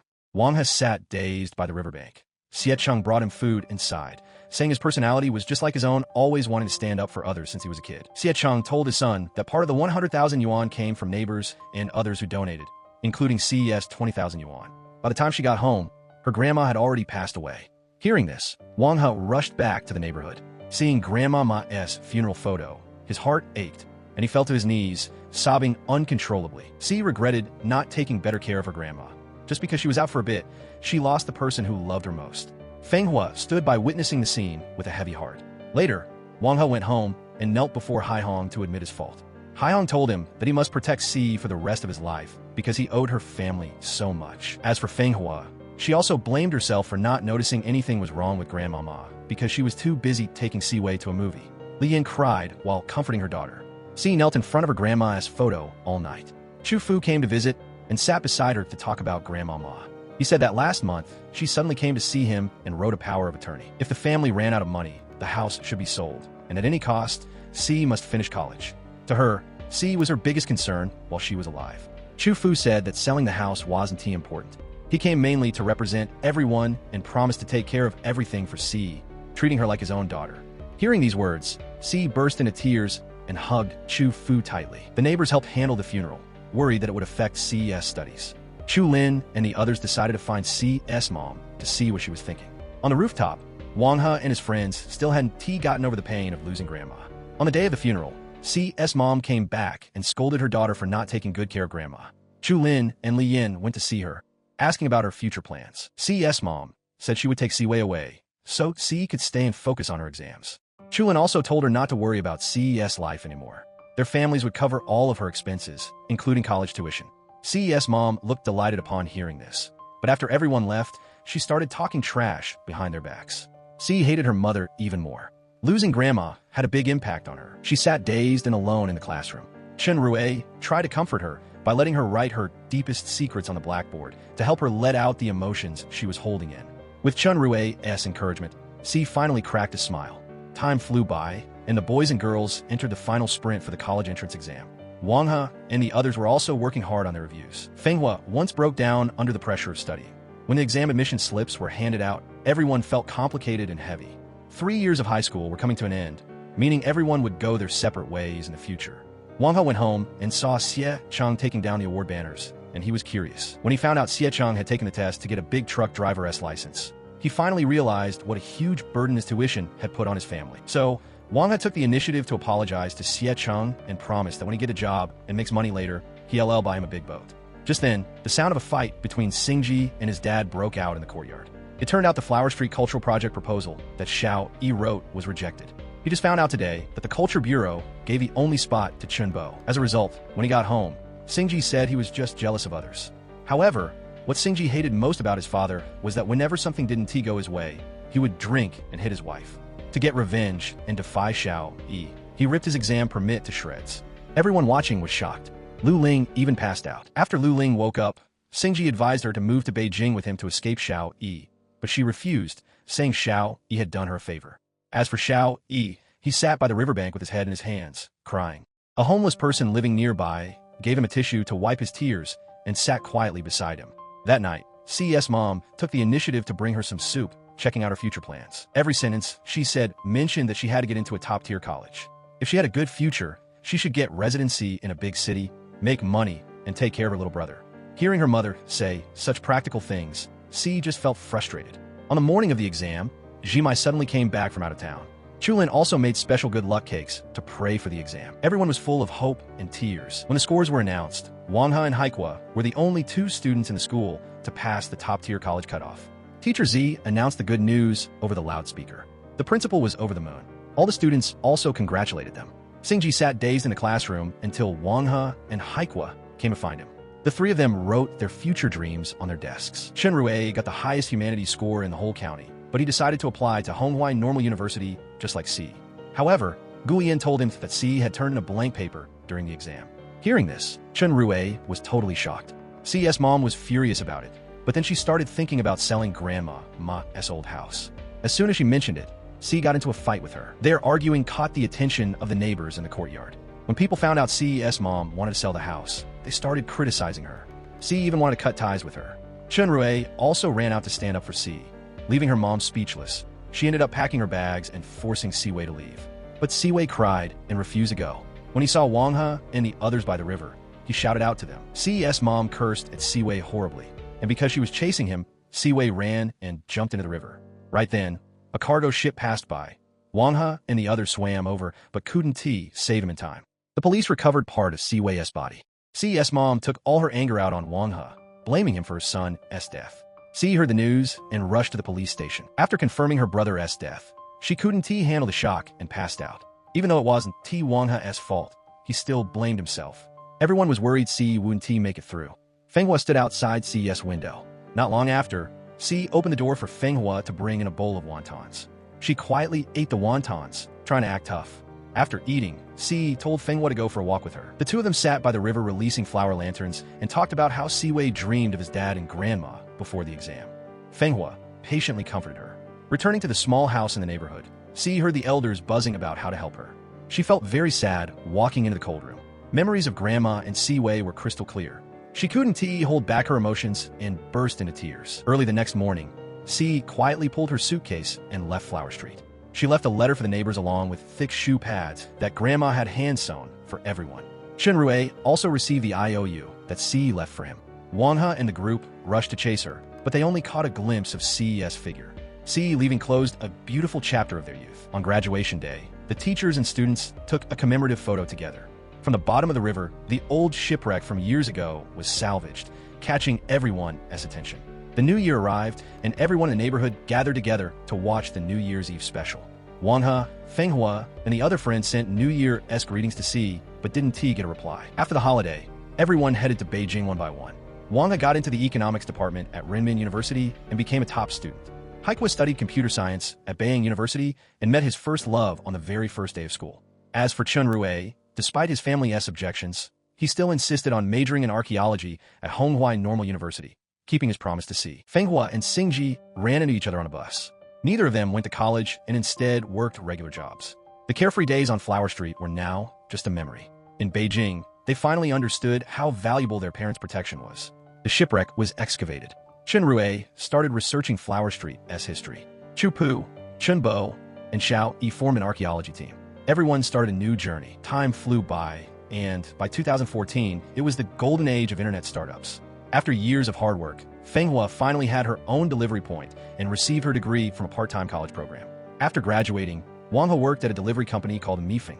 Thanks to his great skills, he achieved a lot of success. Many headhunters tried to hire him with high salaries, but he politely turned them all down. Meanwhile, Xingji was secretly selling fake diplomas at an electronics market and accidentally fell into a police trap. Sensing something was wrong, he quickly ran away and called Wang He and the others, but no one picked up. Finally, he was arrested by the police. Feng Hua heard the news and hurried to find Chen Rui. This wasn't the first time she asked him to help get Xingji out of the police station. Wang He went back to the company and told his boss, Meng Wei, about the offers from other companies. Getting Meng Wei's trust, he was transferred to the Haidian district branch with a mission to raise Mifeng's market share there to over 50%. With Meng Wei's guarantee, Wang He agreed to take the mission. Feng Hua went in person to bail out Xingji. Seeing his lazy attitude, she couldn't help but get angry and scolded him for wandering around all day. Xingji felt misunderstood, smashed some dishes, and left in a huff. Wang He sent money back to his parents. His mother was happy, saying that after this truck trip, the family would pay off all their debts. Because he wanted a good future for his son, Xiao Yi brought gifts to visit an old friend, Old Du, asking him to teach Xingji a trade. That evening, the friends gathered to eat and drink. Wang He angrily criticized Xingji, making the atmosphere at the table very heavy. Feng Hua quickly pulled out her diploma, and everyone congratulated her, except for Xingji, who said some discouraging things that annoyed Wang He. The high of them argued right there. The meal ended sadly. Wang He and Feng Hua went to the balcony to talk. Haikua and Chen Rui comforted and encouraged Xingji. Wang He took Feng Hua to the subway station. Along the way, they reminisced about old memories together. Xingji returned to his cramped basement rental. As soon as he got back to his basement apartment, Xingji got a call from his parents urging him to come home and learn woodcarving. Xingji hung up immediately after hearing that. Seeing this, Xiao Yi was furious. He called back, but Xingji didn't pick up. He thought about how other people's kids were all successful, while his son was still acting like a rebellious teenager. The next morning, Feng Hua went to her delivery point as usual. Sun Xiao, the manager of the delivery point, insisted on firing He Ming's family, thinking that bringing his wife and kids to work hurt the business. He Ming was the longest-serving employee working with Feng Hua. She knew his situation was special, and besides, his mother and wife also helped with the work at the point, so she patiently begged Sun Xiao for He Ming. However, Sun Xiao had no empathy at all. He still insisted on firing He Ming's family and even mocked Feng Hua, saying she hadn't even escaped poverty herself but was already worrying about others. Hearing Sun Xiao say that, Feng Hua was so angry she suggested splitting the business. Since Sun Xiao took a part of the business with him, He Ming felt very guilty and proactively took on more work, which made Feng Hua feel somewhat comforted. The place where the shipwreck on Flower Street was salvaged became a regular hangout for Xiao Yi, Chen Bo, and Chu Pu. The three of them had been studying the shipwreck for 7 years and asked Chen Rui to take some new clues to Beijing to find Professor Su Liang. Chen Rui asked Su Liang for help in copying a notebook found on the shipwreck, believing it could prove that the families in the Flower Street courtyard are descendants of the survivors from that wreck. Now, Flower Street has returned to its old busy self. Lian opened a tofu shop, and business is getting better and better. With more and more boats on the river, she wants to convince the kids to come home. Haiyan went to the shop to chat with Li Yin and revealed that she wanted to set Chu Lin up on a date. The two of them mentioned that Jimai has a new lover, so they asked Chu Pu to feel out Chu Lin's attitude. However, Chu Lin flatly refused. Meanwhile, Wang He met with Haikua and tactfully mentioned that the parents were looking for a date for Chu Lin. Haikwa thought his dad should have started looking a long time ago. Wang He told Haikwa that he was about to transfer to a new branch. Besides facing Yun Tu and tougher competition, he also had to deal with complicated relationships within the company. Haikwa believed he could handle it well.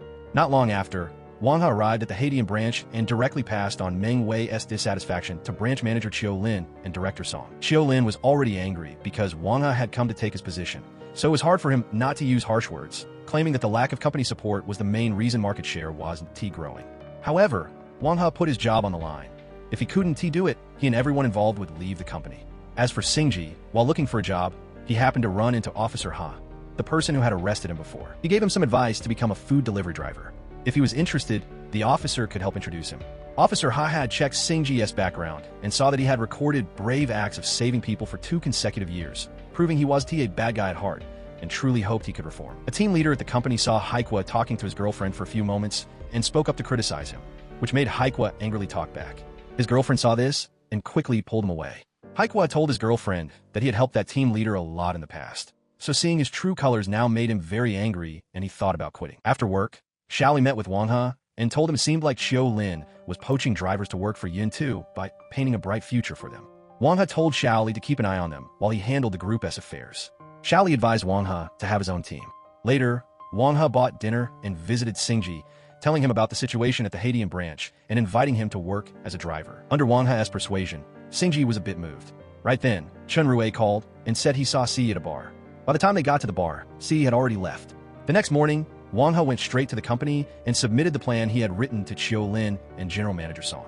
His first proposal was to shorten delivery times and increase commissions for drivers, but it faced opposition from Chiu Lin. Wang He argued that as long as the number of orders increased, the profit would not decrease even if commissions were raised.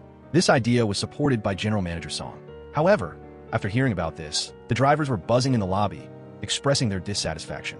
Facing everyone's doubts, Wang He used logic and emotion while promising to pay commissions immediately. Every month, the driver with the most orders would get a cash bonus, and salaries would increase from a few thousand to tens of thousands of yuan. Sure enough, the drivers were convinced by Wang He and stopped complaining. On Feng Hua's side, through He Ming, she learned that the Mifeng company was poaching her employees. The delivery workers at the station were all planning to jump ship, which made her a bit worried. Mu Qian and Li Yin proactively called their daughter to nose around about Feng Hua's love life, wanted to set her up on a date, but Feng Hua didn't say anything and just hung up. Li Yin teased Mu Qian, saying his knowledge was as short as his hair, and she totally supported her daughter becoming an independent businesswoman. At midnight, Wang He was still buried in work. During the day, he gave a powerful speech at a recruitment event, attracting a lot of delivery drivers. Because her employees were quitting, Feng Hua had to recruit new people, but no one was interested in the job. Seeing Wang He so full of energy made her feel a little uneasy. Wang He took the initiative to invite Feng Hua to lunch and talked about his plan to cut down delivery times. Feng Hua thought doing that would easily cause traffic accidents and reminded him to have a sense of balance in everything he did. After lunch, Wang He personally walked Feng Hua home. The two of them chatted happily along the way. When Wang He got home, he saw Haikwa lounging on the sofa, snacking and watching TV. He looked pretty sluggish, and Wang He realized he was depressed at his company, so he invited him to work at Mifeng to build his own team. Chen Rui talked with Xingji and brought up the shipwreck. He revealed the ship owner was Italian, and the last names of the people on board were Xia, Xiao, Xia, and Chu. He suspected they were related to the people in the courtyard. Xingji immediately got interested, thinking about how every house had items with Italian markings. Chen Rui then went to find Professor Su Liang. Seeing the diary from the shipwreck with a blurry first page, Su Liang gave Chen Rui some investigation methods, which Chen Rui found very helpful. Chu Fu learned that the owner of the diary was named Baokua, and he suspected this was the little Baola from the folk stories. Xiao Yi, Chen Bo, and the others were also extremely excited, believing they would soon know the history of this ship. On another note, Li Yin introduced Teacher Bien to Chu Lin. The two met at a restaurant, and the atmosphere was incredibly awkward. To Chu Lin, Teacher Bien didn't belong to his generation. Looking at her felt like looking at a niece or a grandchild. The blind date turned into a discussion by Chu Lin about children, asking Teacher Bien about the life perspectives of people her age. Chu Fu and Li Yin thought the two liked each other, but Chu Lin directly refused to meet her again.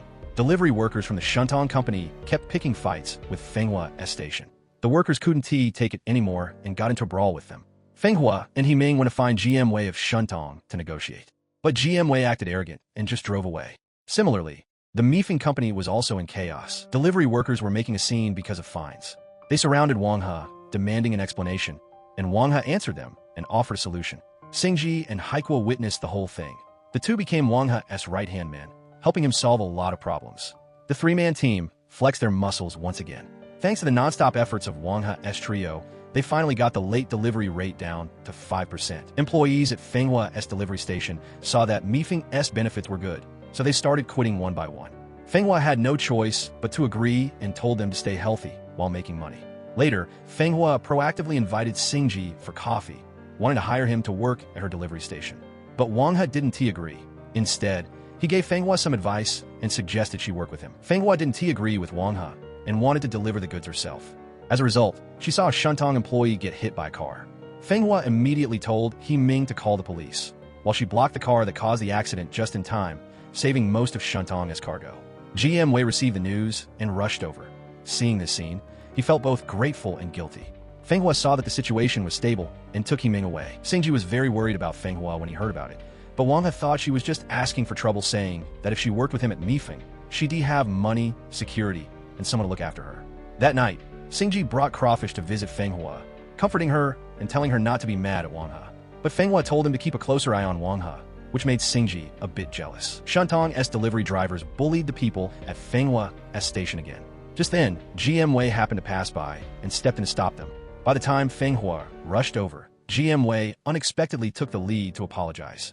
The two officially finished discussing their partnership, taking charge of the Nanli Park area together. Because Fenghua saw that delivery drivers were prone to traffic accidents, she proposed a plan for the company and individuals to pay into social insurance together. She would cover half and hoped everyone would pay the other half to buy insurance. But these workers thought insurance was useless and refused to pay. Fenghua wanted to ask the higher-ups for help, but the headquarters turned her down. Meng Wei was very satisfied with Wang He's performance, so he gave him a car as a reward. Besides that, Meng Wei encouraged the drivers in the Haitian area and announced that commissions would double next month. Wang He was very popular with the drivers and personally introduced Singji and Haikwa to Meng Wei. After meeting Meng Wei, Haikwa told his girlfriend Si that he was getting ready to quit his job. Si didn't think it was a good idea, telling him that childhood friendships are precious, but as an adult, you still have to rely on yourself. Everyone was celebrating at a karaoke bar. Wang He was in high spirits and invited Fenghua again, promising to take in all her employees. But Fenghua wasn't appreciative at all and firmly refused. At the same time, Xie Cheng and his wife were driving their truck when they suddenly caught someone stealing oil. They rushed to stop them, but unexpectedly got stabbed in the stomach with a knife. Wang He got the phone call and was anxious as hell, heading straight to the Tianjin hospital. Fenghua saw that Wang He had been drinking, so she drove him to Tianjin herself so Singji and Haikwa could help watch the company. At the hospital, Li Yin sat in the hallway. When she saw Wang He, she gave a quick rundown of the situation. Luckily, the injury wasn't too serious and wasn't life-threatening. Wang He sat by the hospital bed, taking care of Xie Cheng, while Fenghua sat and chatted with Li Yin.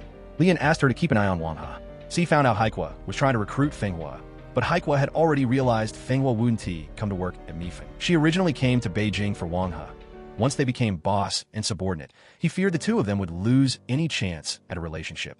Haikwa felt that Wang He knew this very well. It's just that the two had never spoken clearly. If it worked out, that's great, but if not, they couldn't even be friends. Early the next morning, Xiecheng woke up and saw Wang He, only to get an earful from him. Fenghua pulled Wang He out to the hallway to talk him down, not wanting him to piss off Xiecheng. As for Director Song and Xiaolin, they were looking for ways to make things difficult for Wang He. Since he wasn't at the company, Singji and Haikwa had to grit their teeth and handle it. Wang He called Singji and the others to check on the company's situation, telling them to handle things for him for now. Xie Cheng lay on his hospital bed, still not forgetting to urge Wang He to find a girlfriend, hinting at him and Fenghua. Over there, He Ming told Fenghua that his mom fell at work and borrowed $5,000 from her in the heat of the moment. Fenghua didn't hesitate and transferred the money. Since things were piling up at the station, Fenghua had to head back to Beijing. Wang He told her to take his car. Watching Fenghua drive off, Wang He remembered to talk with his dad, finding out that Fenghua's diary was filled with his name, which made his feelings pretty complicated. Right then, Chun Bo and his son, Chu Pu, Xiao Yi, and the others were having a heated discussion on how to keep researching the shipwreck. They all agreed to start with the nearby Ji County and everyone's family trees. As for Chu Lin, he ran into that teacher Bian he went on a blind date with before. She asked him about cooking, but he still hadn't forgotten. Meanwhile, Fenghua picked up Mother He from the hospital. She told her to stay healthy and also thought about Grandmama and Si. So, she called her mom to burn some spirit money for Grandmama. Pushed by his wife, He Ming had to grit his teeth and asked Fenghua to pay for his mom's work injury costs. Fenghua told He Ming that since she had bought insurance before, the medical bills were all covered by the payout.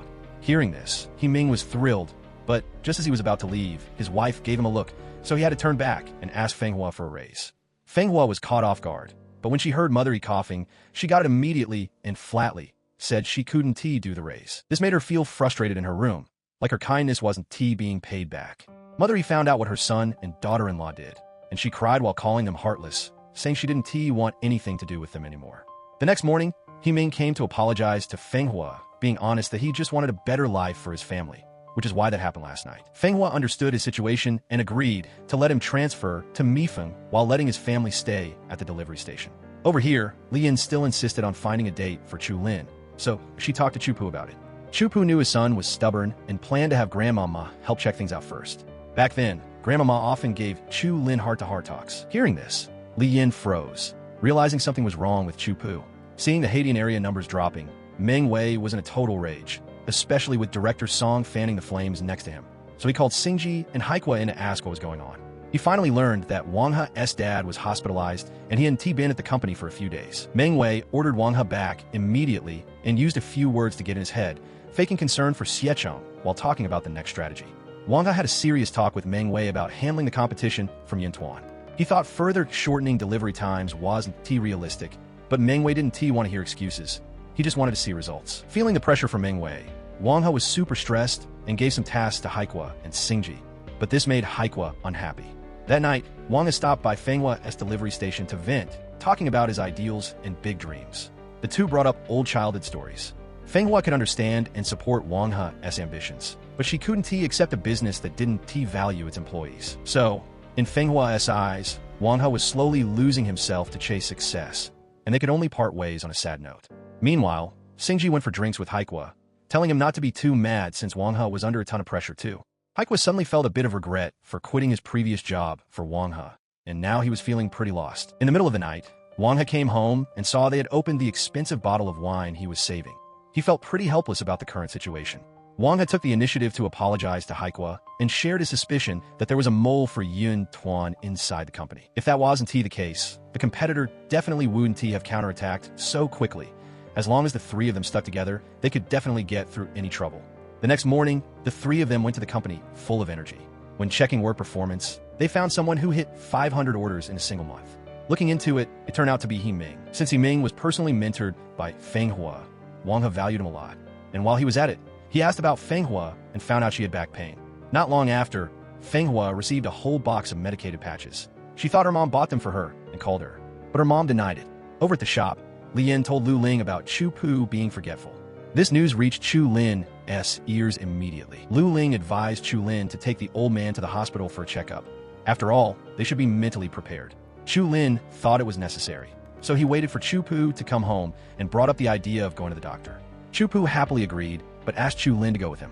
While Xingji was shopping at the supermarket, he suddenly saw a poster for Li Chan's concert. Remembering that Feng Hua's dream was to see the concert, he stood in line all night to buy 2 tickets at a high price.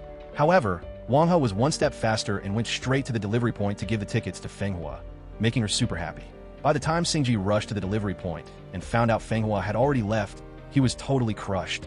At this time, Wang He took Feng Hua to the concert. Feng Hua was deeply moved and sang along to the familiar songs. When her eyes met Wang He's, he remembered the past, and his heart suddenly skipped a beat. After the concert ended, Feng Hua pulled Wang He to take pictures. They ate crawfish together at a restaurant, chatting and having a good time while they ate. Feng Hua curiously asked Wang He if he saw her as a sibling or as a woman. Wang He straight up replied a kid, and then used a napkin to wipe her mouth. Just then, Xingji happened to be eating outside and saw this. He quietly turned around and left with a disappointed look. On the way back, Feng Hua wondered if Si and T left back then and had also gotten into a school in Beijing. What would the outcome be now? Wang He said this what-if was meaningless. Instead, they could consider buying a house and getting married after the company goes public. Wang He purposely revealed his type, and everything he said hinted at Feng Hua, making the vibe in the car even more intense. When Feng Hua got out of the car, she asked Wang He if he was the one who bought the Miao Fong patches. Wang He admitted he asked a colleague to buy them. Later, Wang He went home and found Xingji dead drunk, passed out by the door. Wang He helped Xingji back to his room. Wang He saw the 2 concert tickets fallen on the floor and immediately understood Xingji's feelings. Actually, Xingji had liked Feng Hua for a long time and once wanted to pursue her. But tonight made him realize that the one Feng Hua likes is only Wang He. so he begged Wang He not to let her down. Wang He didn't feel great after hearing this, and said straight out that Xingji didn't have the ability to give Fenghua a good life yet. These words woke Xingji up. That night, Xingji stumbled to the area below Fenghua's place and saw her happily dancing by the window. He could only leave quietly in loneliness. Wang He was at the company seriously analyzing the Yuntuan problem with Meng Wei when Haikua suddenly called with news that the canal had been recognized as a World Heritage Site. The neighbors were over the moon, hanging out in the courtyard and dreaming about how Flower Street's business would take off from now on. Xiao had called it a bit early on the shipwreck stuff. Shinbo added a few points, but had to admit Xiao was the one who did the heavy lifting. With the Grand Canal officially becoming a World Heritage Site, this 1,000-year-old river is totally buzzing with life again in the new millennium. Tom has given it a whole new look. The Grand Canal once again proved its grit and pioneering spirit to everyone rooting for it. The local government on Flower Street also put together a bunch of events to celebrate. The vibe was super lively. During dinner, Gu Yin shared her new idea to bring back the glory days of Honghuai City and Flower Street. The main problem right now is the lack of young people. So she is hoping the younger generation will come back to build up their hometown and ask the parents to help spread the word. Everyone was down for it. Wang He, Fenghua, Xingji, and Haikua also hung out to celebrate. Fenghua suggested they all go back home to visit family for the Mid-Autumn Festival. Wang He happily agreed. Xingji saw Wang He and Fenghua getting closer and closer. He felt pretty down but tried his best to act happy. After eating, he pulled Wang He aside and asked to be sent to a frontline delivery point to get some real-world experience. Seeing how motivated Xingji was, Wang He went straight to the company to talk to Meng Wei about it. He even used his own stock options as a guarantee to talk Meng Wei into letting Xingji be a branch manager. Wang He told Xingji to work hard and use real results to prove what he has got. Xingji ran the delivery point perfectly, and his team really looked up to him. On the flip side, Sun Xiao came by Fenghua's place to talk trash. Knowing she was short on staff, he tried to steal her customers, but she shut him down. Even though being short-handed was a real problem, Fenghua never thought about giving up on the point. She figured she could always ask HQ for backup if she had to. Wang He gave Fenghua a tip. He suggested she hire some part-timers to handle the sorting. Fenghua was really into the idea. That night, Fenghua asked Mother if she knew any fast part-timers, and she enthusiastically helped her reach out. The neighbors on Flower Street talked about Chu Pu having Alzheimer's. Plus, it's only going to get worse. So, for now, they are in tea telling Chu Pu or Haikua. The three moms Hai Hong, Li Yin, and Lu Ling volunteered to take turns looking after Chu Pu. But Chu Pu's condition kept getting worse. Chu Lin took the initiative to find Chen Rue, hoping he'd help keep an eye on Chu Pu when they went out for surveys. He also told him not to let Haikua know. Si and Haikua talked about getting hitched, but Si wanted to buy a house first. Haikua was totally against it, and they ended up fighting and walking away. That night, Haikua found Wang He and Xingji to grab a drink and vent. He felt like love, and tea depend on a house, but Si was pressuring him to buy one, and he felt like she just didn't trust him at all. Meng Wei looked at how Wang He and the others were doing and gave them a pat on the back for a job well done. Wang He tactfully brought up the stock options, hoping Haikua and Xingji could get in on it too, even offering to share his own options with them. Meng Wei didn't agree and reminded Wang He not to get too caught up in feelings, saying that no matter how tight brothers are, they'll one day break up over money. Near quitting time, Jimai drove over to pick up Haikua for dinner and asked about his fight with Si. Haikua felt the house didn't really give him a sense of security, using her and Chu Lin as examples. Jimai straight up told him she had only loved one man her whole life, and that was Chu Lin, but she didn't want a boring life, so she chose to split up amicably. Thanks to Jimai's advice, Haikua slowly let go of the weight on his heart. When he got home, he saw Si sitting alone in the living room waiting for him. The two shared a big hug and made up just like before. Meanwhile, Fenghua and Wang He were eating and chatting at a restaurant. Xingji led some employees to the restaurant door, but once he saw the two of them, he immediately turned around and left. Wang He personally took Fenghua home and again suggested she come work at Mifeng, but Fenghua still said no. Pretty soon, Si arrived in Italy. She brought photos of herself and her grandma to track down her ancestors and learn the story of Ma food. Over here, the shipwreck turned out to be less than 100 years old, and experts determined it had no historical value. Because of that, Gu Yin announced they were stopping the excavation and research on the ship. However, Chun Rei strongly disagreed, getting angry because they used to treat the shipwreck as a cultural calling card. But now that the Grand Canal was a World Heritage Site, they wanted to just toss it aside. The mother and son had a massive argument. Chun Rue angrily promised Gu Yin he'd pay out his own pocket to research the wreck and would definitely prove what that ship meant to Flower Street.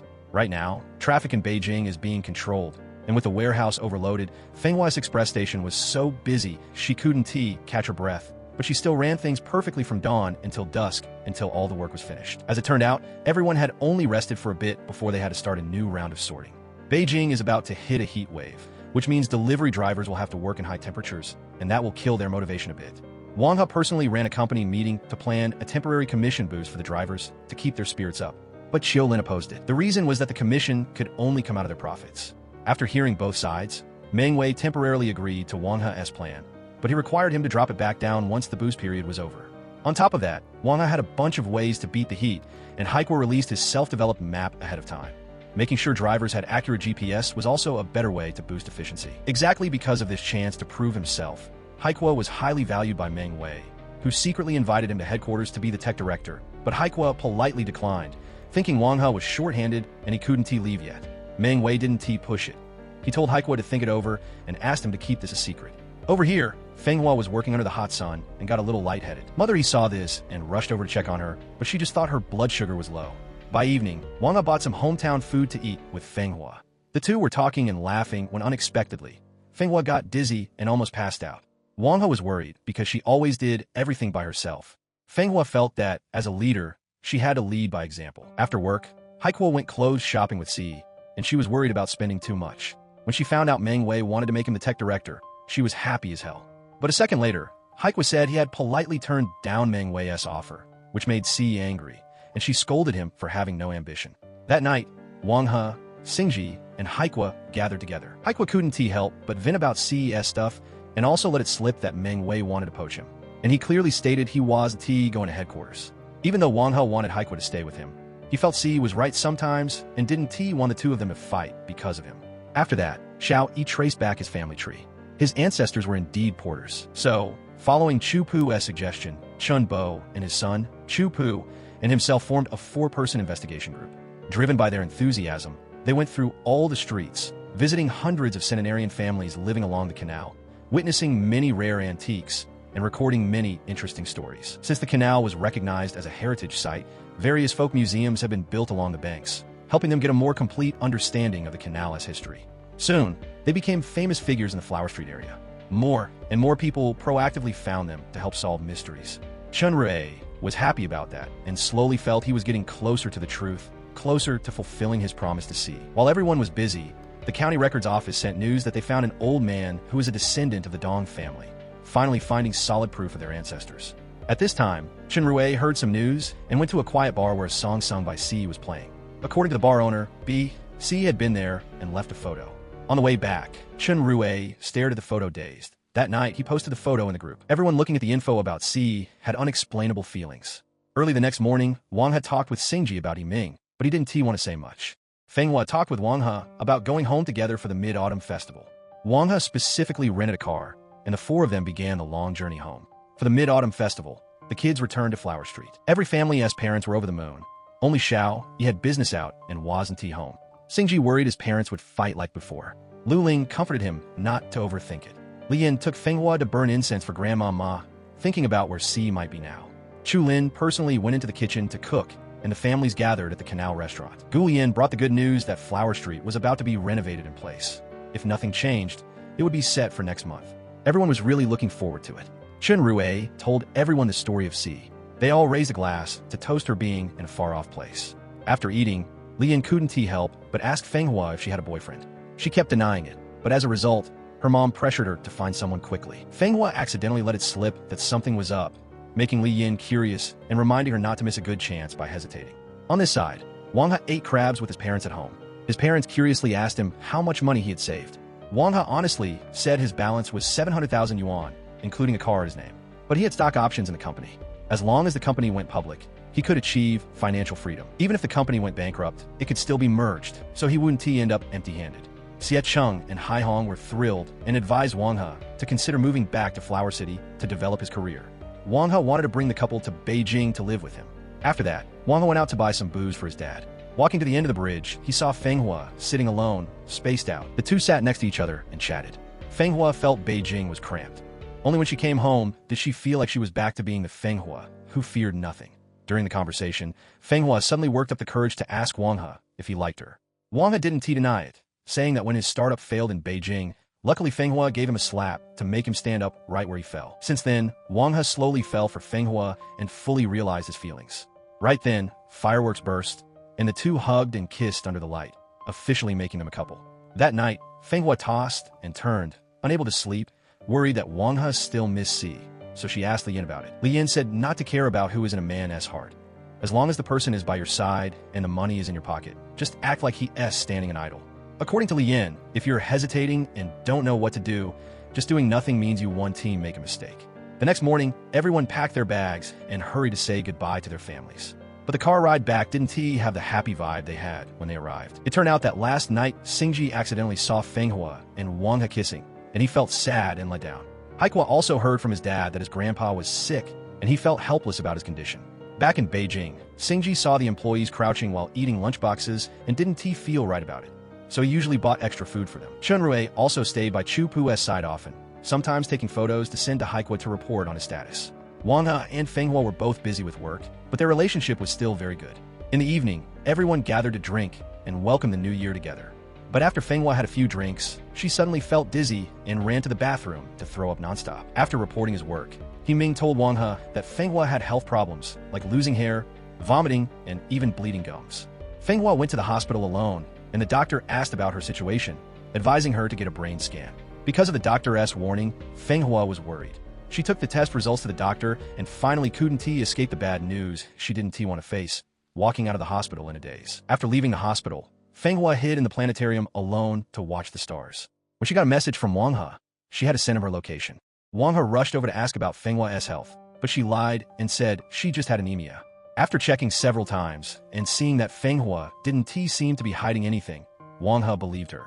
On the way back, Wang He suggested Fenghua take a few days off to get some good rest, but she didn't agree, insisting her body was fine and didn't want to talk about it anymore with Wang He. That night, Wang He personally took Fenghua home, quietly watching her fall asleep in the passenger seat as memories from before flashed through his mind.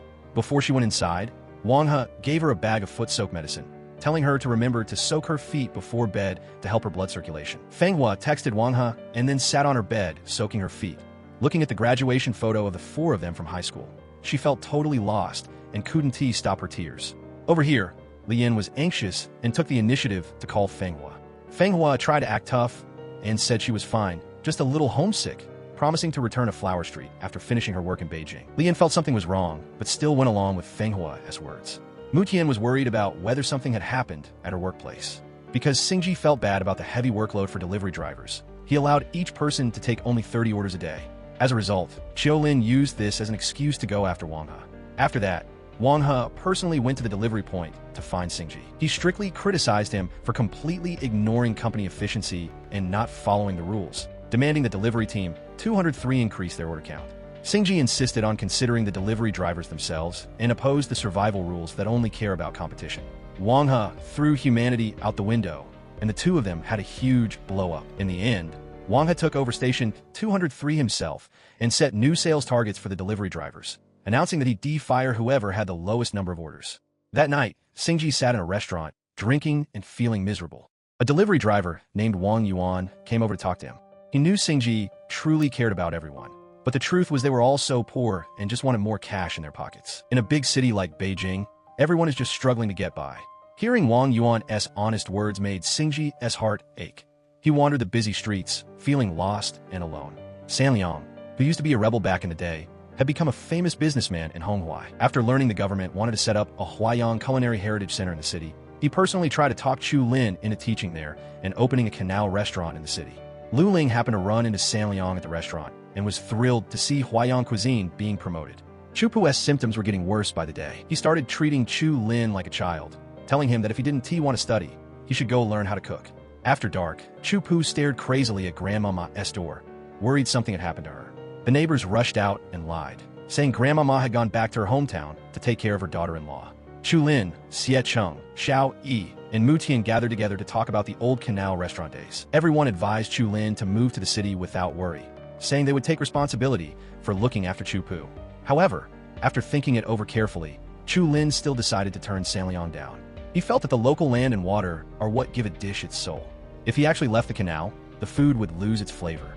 San Liang understood what he meant and didn't push him anymore. Thanks to the care from the Flower Street neighbors, Chu Pu's life slowly improved, but his memory loss didn't get any better. The doctor advised Fenghua to have surgery, saying if she chose conservative treatment, the tumor in her head would keep growing and pressing on her nerves. Feng Hua didn't choose surgery. She was scared that once she got on the operating table, she wouldn't make it off. Since she still had so much unfinished business, she went with conservative treatment. After work, Wang He went to the express station to find Feng Hua, intending to drive her home, but she had already left. Wang He called Feng Hua and was a bit surprised to hear she had gone back to Flower Street. He always felt her mood was off and curiously asked why, but Feng Hua made an excuse and hung up. Feng Hua went back to Flower Street, hugged her mom, Lian, and sang a mother is the best in the world while quietly crying. As the two walked out the door, they saw Xingji. Seeing him looking so down, Lu Ling curiously asked why he was home so early. He didn't say anything about his situation in Beijing and just told her not to worry. In the evening, Xingji asked Feng Hua out for a drink. It was tea until then that Feng Hua found out Xingji had bought those concert tickets for her. Xingji confessed his feelings to Feng Hua, but she politely turned him down. This cut Xingji to the bone. As for Wang He, once he finished his work, he drove back to Flower Street that same night.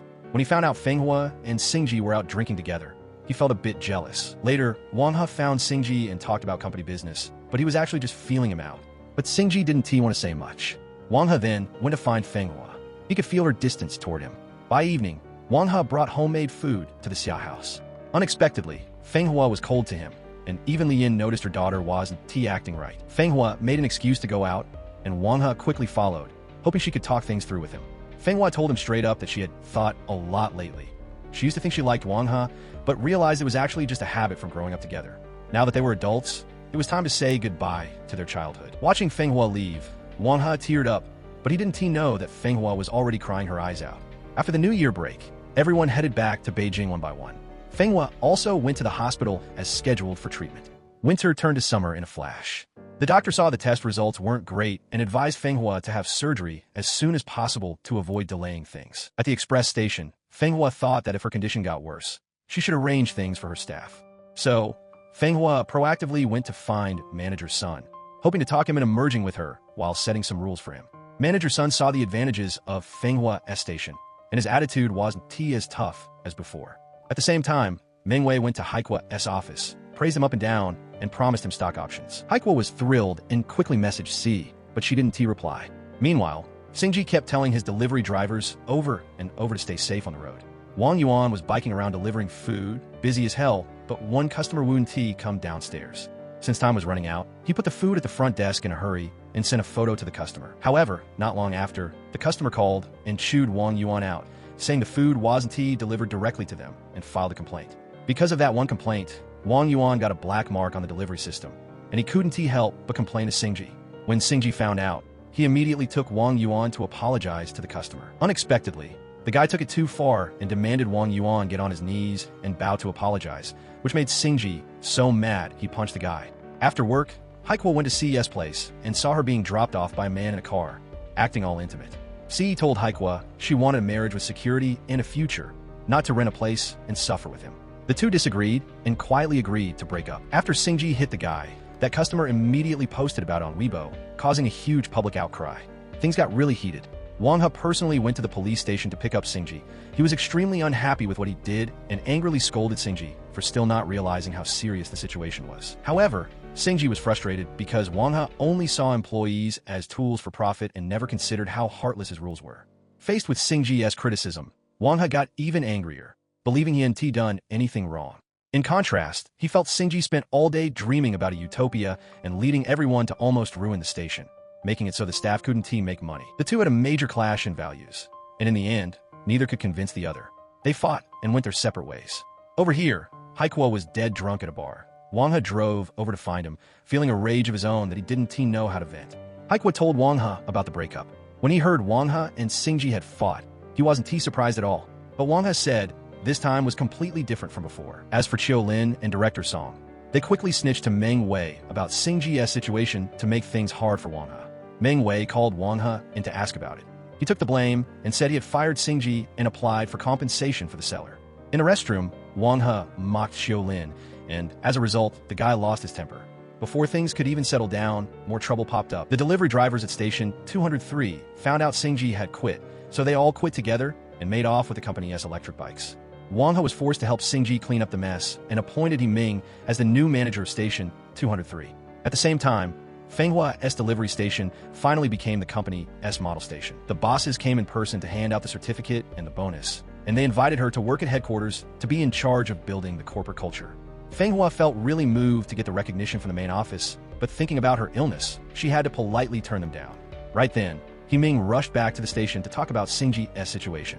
Feng Hua finally found out Xingji was in trouble. After that, Feng Hua went to a bar to find Xingji and decided to invite him to help at the delivery station while setting him up with a job. While the two of them were talking, Wang He happened to drop by and see them. At first, Feng Hua chased after him to explain, but because of her health, she was out of breath and her heart was racing after running just a few steps. Seeing this, Wang He quickly helped Feng Hua into a shop to sit down. The two of them talked about Xingji.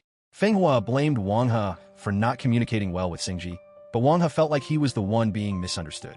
Wang He suggested some employee benefits to Meng Wei, but he was turned down. Haikua brought some skewers to find Xingji. He asked Haikua to pass a message to Wang He. The stolen electric bikes will be found. If not, he'll pay for them out of his own pocket. Wang Yuan's mother found out the reason why Xingji left the company and ran to the delivery station to apologize to him. Looking at Wang Yuan's mother made him think of his own mom. So that night, he went to find Feng Hua and said he wanted to go back to Flower Street. It turned out Feng Hua was also planning to go back home, and Xingji was very happy to hear that. Right now, storms are having a big impact on the express delivery stations. Meng Wei kept telling Wang He that for this battle, it's do or die. Wang He contacted the booming businesses and encouraged everyone to beat Yunnu through this fight. The delivery drivers at Mifeng were all ready to take turns delivering food 24/7, and even He Ming personally went to the front lines. Wang He supervised the whole process, ordering everyone not to stop until the very last minute. Since Wang He was too busy to leave, Haikua personally took Xingji to the bus station. Before leaving, Xingji reminded Haikua that the next time he goes back to Wang He's house, remember to hide some gum and a door lock for him. After a tough battle, Mifeng's market share in the Haidian district finally broke 50%. Meng Wei and all the employees celebrated big time. Wang He was the big hero this time, so he naturally became the center of attention at the victory party. Wang He leaned back on the sofa, dead drunk and mentioning Xingji, both missing him and blaming him, and feeling a little disappointed that he couldn't share the joy with his best friend. So, Wang He asked Haikua to tell Xingji to come back quickly after he's done resting. He'll save a spot for him, but if he waits until Mifeng goes public, he won't be able to use the back door anymore. Outside, the storm was still raging, and He Ming was in such a rush to deliver that he didn't notice a red light at an intersection. As a result, he was hit by a big truck and passed away. Haikua found out and quickly woke Wang He up. The two rushed to the hospital only to find He Ming's body, and his wife was crying until she passed out over and over. He Ming's family was already struggling, with a 70-year-old mother and 2 kids, one not even born, yet his passing made the already broke family even more desperate. Feng Hua stood in the hospital hallway sobbing, questioning Wang He over and over, but he could only say everything followed the rules, and he'd try to get the highest compensation for the He family. However, Meng Wei told Wang He that the compensation for He Ming could only go up to 30,000 yuan at most. After all, He Ming was a manager and delivering was a personal choice, so the company didn't need to be responsible for his actions. Wang He wouldn't accept this and immediately demanded that Meng Wei increase the compensation. Meng Wei told him to go find the legal department, but the legal department and Meng Wei just kept passing the buck to each other, and they even showed surveillance footage of the accident, repeatedly emphasizing that He Ming ran the red light on his own. Witnessing this, Wang He was heartbroken, and he ran out into the pouring rain. The string of recent events made him more disappointed in the company than ever before. Precisely because he got soaked last night, Wang He came down with a high fever, but luckily Feng Hua showed up in time to take care of him. Dazed, Wang He hugged Feng Hua and admitted he was wrong, but Feng Hua stayed silent. When Wang He woke up, she already left. Later, Wang He went to Station 203 to ask about He Ming's situation before he died and check the data at the station. Everyone else felt a chill in their hearts too. Just then, He Ming's mother came to the station to see her son. Seeing everyone's faces, she felt uneasy. Wang He had to tell her straight up that He Ming had been in a car accident. The old lady collapsed and cried her heart out. Meanwhile, Haikua broke up with Si and packed his things to leave the house they shared. Before leaving, Haikua asked for the real reason for the breakup. Si felt that he lacked his own opinion. The excessive logic made their love lose its passion. Haikua understood and just turned around and left. That night, Haikua vented to Wang He, saying he really didn't regret his decision once it was made. After thinking it over for a while, he felt that Mifeng wasn't a good fit for him, so he resigned to Wang He. This made Wang He feel like he was truly becoming a lonely man. The next morning, He Ming's mother and wife found Feng Hua, bringing the contract that He Ming had signed with Mifeng. Feng Hua noticed the contract had a lot of strict terms. If they actually sued, it would be hard to get anything. Feng Hua advised the two of them to wait for Wang He's results, but He Ming's wife didn't believe him and took her mother-in-law to protest in front of the branch office, causing a scene. Xiaolin and director Song found out that the two of them were looking for Wang He for justice and immediately went back to the office to plot, intending to use this to take down Wang He. Director Song thought the most urgent thing was to just watch and wait until the situation got loud enough to fan the flames. Xiaolin really respected director Song. Meanwhile, some reporters went to Fenghua's delivery station to interview her, but she flatly refused. When Wang He rushed to the station to find Fenghua, he found her lying in bed looking weak and advised her to get a checkup immediately. Fenghua avoided the subject and brought up He Ming, angry that Mifeng never thought about compensating the He family. Wang He explained that he was still fighting for the highest payout. Not long after, Fenghua heard an argument. She followed the noise and saw He Ming's mother stopping his wife from going out. It turned out He Ming's wife had taken 300,000 yuan from Yun Nu. They said they'd help her sue as long as she kept making a scene at Mifeng. Fenghua knew this was just a dirty business trick between Yun Nu and Mifeng, not actual help. She told He Ming's wife to give the money back and promised to give her 300,000 yuan, and within a day, she would give Wang He and Mifeng an explanation. After that, Fenghua took the initiative to contact Sun Xiao, setting up a meeting for the next day. As for Wang He, he went straight to the company meeting room to ask Meng Wei about He Ming's compensation, but Meng Wei still wouldn't budge. He said the company was about to go public, and they had millions of drivers to think about. Any compensation beyond the rules would become a burden and affect the whole system. Wang He couldn't imagine that Meng Wei could be so cold and heartless, so he personally wrote a commitment letter, not only helping He Ming's family pay off their home loan, but also sponsoring his children's full tuition. However, He Ming's mother and wife were burning spirit money and crying downstairs, completely refusing to believe Wang He's promise. That night, Haikuo warned Wang He to be careful. Lately, there had been more criticism against him online, and he suspected Yin Tuan might have hired internet trolls. Wang He was worried about Yin Tuan, but thought there might be a mole inside the company. Sure enough, Xiaolin had secretly met with Wang He's assistant, Xiao Li, using evidence of her fake expense reports to force her into leaking info about Wang He. Soon, a bunch of reporters gathered outside the Mifeng building. Meng Wei, seeing that the situation was getting worse, was forced to hold a press conference, announcing the company's decision was to have Wang He resign. Obviously, Wang He had no idea about this. He had become the scapegoat for the company. Fenghua, Haikuo, and the others found out one by one, but couldn't get a hold of him. Finally, Fenghua found Wang He at the planetarium. She sat next to him in the audience, looking at the starry sky, explaining the meaning of each star and her thoughts on life and death. For a moment, Fenghua felt like she was back in her childhood. While the five of them were watching stars, singing, and acting carefree, the parents on Flower Street were all watching the news about Mifeng. Xingji told everyone that Wang He had taken the blame for the company, and everyone believed it. The moms want to call their kids home, but the dads felt that Flower Street could never compare to Beijing. They thought having the kids come back would be a waste of talent. The two sides argued, but didn't reach a conclusion. Wang He drove Fenghua home himself and told her to go for a checkup on Saturday. Fenghua reluctantly agreed, but after getting home, she started packing her bags, waiting for morning to find Sun Xiao to talk about the merger. Sun Xiao guaranteed he would treat the staff from Fenghua's station well. Then, she announced to everyone that she had negotiated benefits and pay that were just as good as big companies. Everyone knew Fenghua was leaving, and they felt pretty sad. On the day she left, everyone stood at the express station to see her off. Haikuo rushed to tell Wang He the news, but he couldn't reach Fenghua, so he drove straight to the station. When he got there, he realized she had been gone for a long time, and Sun Xiao was already moving things with the staff. Looking at the empty room, Wang He sat by the bed in disappointment, not understanding why Fenghua would leave without saying goodbye. He Ming's wife suddenly walked through the door, crying while apologizing to Wang He, saying she never thought he would lose his job. Not only that, she confessed that at first she was bribed by Yun Tuan to make a scene at Mifeng, but Fenghua had firmly stopped her and paid her 300,000 yuan out of her own pocket as compensation. She guessed that this money might be the reason Fenghua had to transfer the delivery station. After the wife left crying, Wang He accidentally found a pack of pills under Fenghua's mattress. After looking it up, he found out it was medicine for a tumor. Wang He was extremely worried and heartbroken for Fenghua. Haikuo suggested they go back to Flower Street together, but he knew the most urgent thing right now was to settle He Ming's situation and stand up from where he fell. Wang He read the comments online and wrote a post on Weibo for the delivery drivers, hoping the big platforms could learn a lesson from this. This post was shared and noticed by many people, winning over public opinion.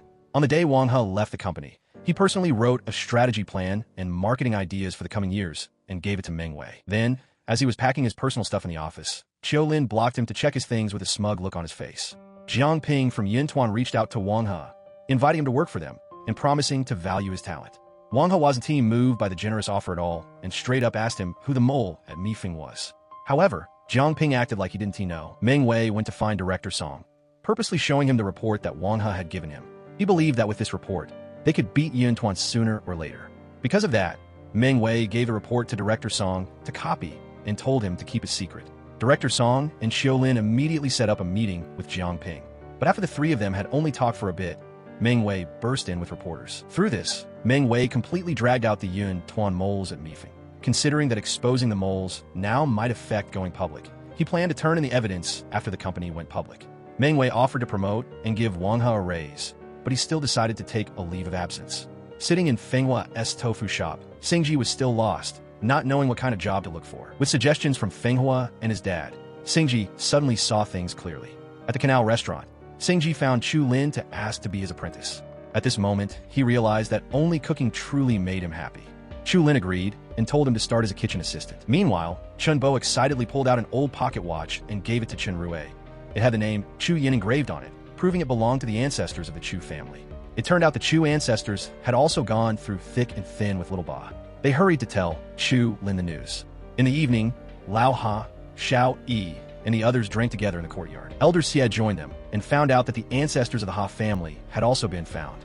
They even mentioned Xie Zhao, but whether he was the ancestor of Elder Xie's family still needed to be checked. They called Elder Xie, planning to go to his hometown together for a field survey. While doing the field survey, Chen Bo and Chen Rui happened to walk into an ancestral shrine and ran into an old man. His family and the Xie ancestors were old friends. Xie Cheng looked at the paper the old man gave him, which actually had his great-grandfather's name on it. Wang He finally returned to Flower Street. He found Fenghua hiding alone by the riverbank and went over to sit with her. Fenghua was very moved to see him. At this moment, Wang He said that even if she ran away, she couldn't escape him. Fenghua hugged him tightly. The next day, Wang He took Fenghua out to eat. She asked him when he was going back to Beijing. Wang He said it depended on her. Then he pulled out the pack of pills she was in the middle of taking. Fenghua tried to deny it, saying it wasn't hers, but he knew she was lying. Wang He advised her to go back to Beijing with him because he wanted to get her treated. Then he pulled out an engagement ring and put it on her hand. Fenghua was both moved and confused and tried to walk away, but Wang He held her back.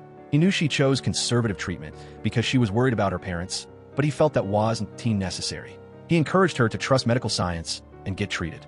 If she got cured, everyone would be happy.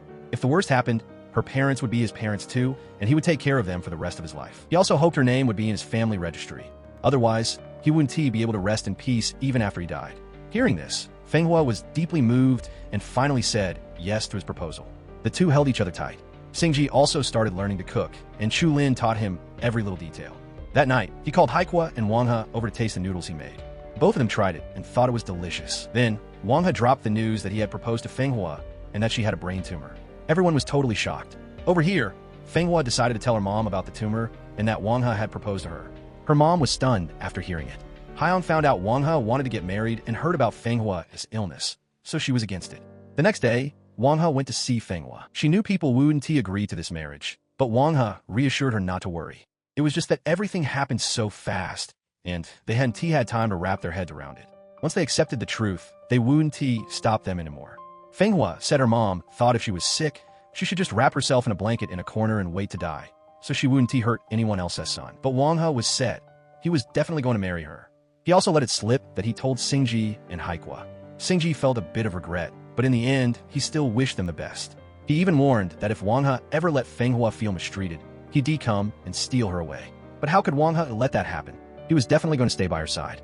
As long as they both truly wanted to be together, everything would be simple. Fenghua felt relieved hearing this, but eventually, her parents found out about her illness. Fenghua's mom lay on the bed sobbing, blaming herself for not being able to trade her own life for her daughter's. That night, Fenghua and Wang He snuck into their old middle school classroom. Looking at the words carved on the desk from years ago, Fenghua once wished that the person she loved would love her back. Now, the person she loved was right in front of her, so her wish had come true. The two hugged in happiness. When Wang He got home, he saw Xie Chang sitting in the living room. He brought up the marriage with Fenghua and announced he was okay with it. The next day, Xie Chang found Mutian for a drink. To avoid any awkwardness, Mutian took the lead and said he didn't agree with Wang He and Fenghua getting married. Unexpectedly, Xie Cheng had no intention of backing down. This deeply moved Mutian. That night, Xie Cheng announced that he had finished talking it over with Mutian, but Hai Hong still wouldn't agree to the marriage. She told Wang He, marriage is like rowing a boat. If the boat just left the dock and the bottom is already leaking, how can it go far? That night, Fenghua's mom brought her some soup. Seeing her daughter fighting that nasty illness, her heart broke and she started crying. She always wanted her to be happy, but she still advised her not to ruin someone else's life for her own happiness. Understanding her mom, Fenghua hugged her to comfort her. The next day, Wang He took Fenghua out for a stroll. Then he suddenly brought her to the front door of the Civil Affairs Bureau. Seeing this, Fenghua immediately turned around to leave, but Wang He didn't say a word and just pulled her inside. When they went upstairs, she was surprised to see both sets of parents waiting there. It turned out Wang He had talked to his mom and successfully talked her into letting him marry her. The next morning, when he woke up, Wang He saw the family registry on the table. Knowing his mom agreed, he was over the moon. Back to the present. After Fenghua and Wang He registered their marriage, the two families took a commemorative photo together and walked back to Flower Street. Xiecheng looked at the Flower Street entrance gate being renovated and felt a bit of regret. That night, old Mo went to find Xingji. Knowing he hadn't eaten anything, he invited him inside and cooked him a bowl of noodles. Old Mo tried it and sighed that it was the best bowl of noodles he had ever eaten. However, right after he said that, he suddenly passed out, and Xingji immediately took him to the hospital.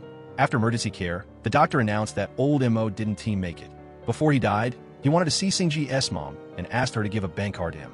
Looking at the card in his hand, Xingji didn't understand a thing. It turned out old Mo was his biological father. Back then, when Lu Ling was pregnant, old Mo accidentally hurt someone and was sent to prison. Her family pressured Lu Ling to get rid of the baby. In a moment of despair, she almost ended it all by jumping into the river. Unexpectedly, she was saved by Xiao Yi.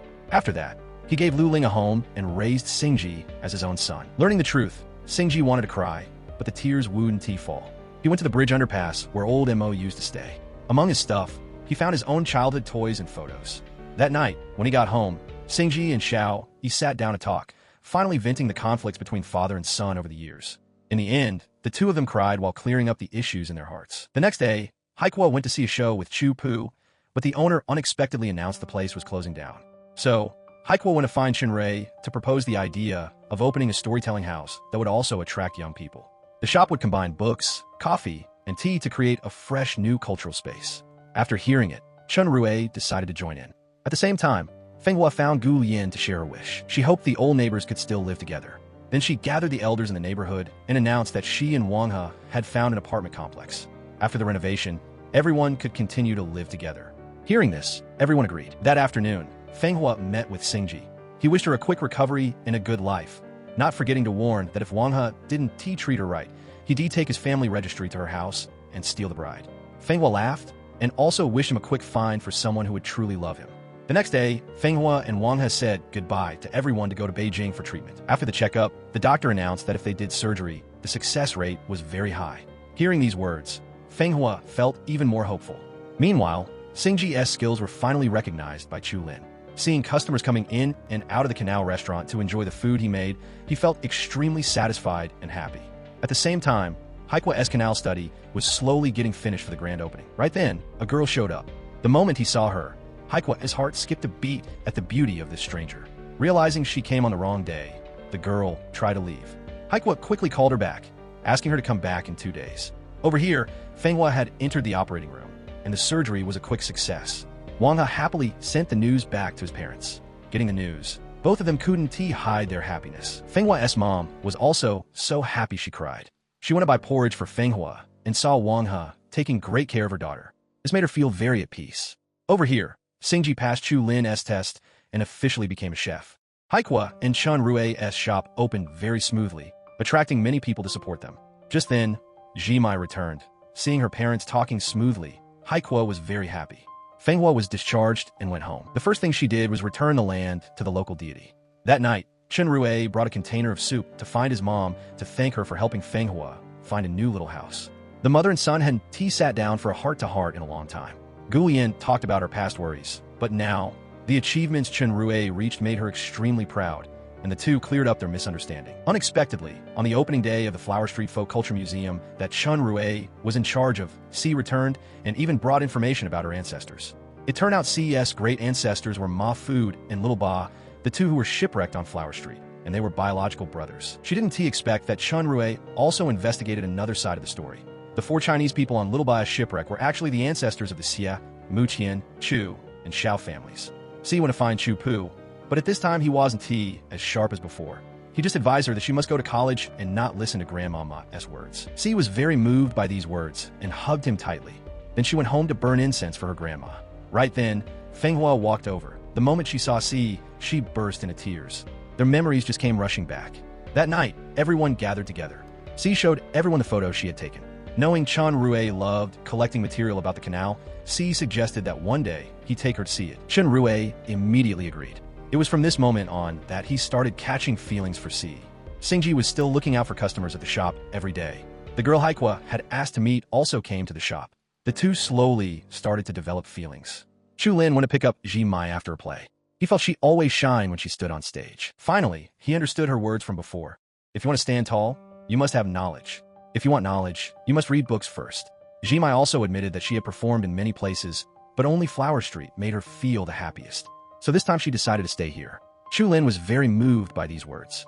On Xie Cheng's birthday, Wang He gave his dad a boat. This moved him so much he almost cried. Finally, the dream he always wanted had become a reality. A month later, Wang He's group went to the new residential area to clean up. At this time, Xingji played back a video of the group when they were little. Everyone was moved after watching it. The next day, everyone on Flower Street moved to their new houses together. Wang He also took a bit of soil to offer to the local deity. Before leaving, everyone decided to take a commemorative photo. Not long after, Flower Street became a tourist spot attracting many visitors. At the same time, Wang He and Feng Hua held their wedding on a cruise ship. On this occasion, Xiecheng also took everyone for a tour around the canal. The memories came rushing back. Everyone remembered their childhood images and was deeply moved. Finally, Wang He and Feng Hua South wedding took place with the blessings of everyone on Flower Street. The movie ends here. Goodbye, and see you all again.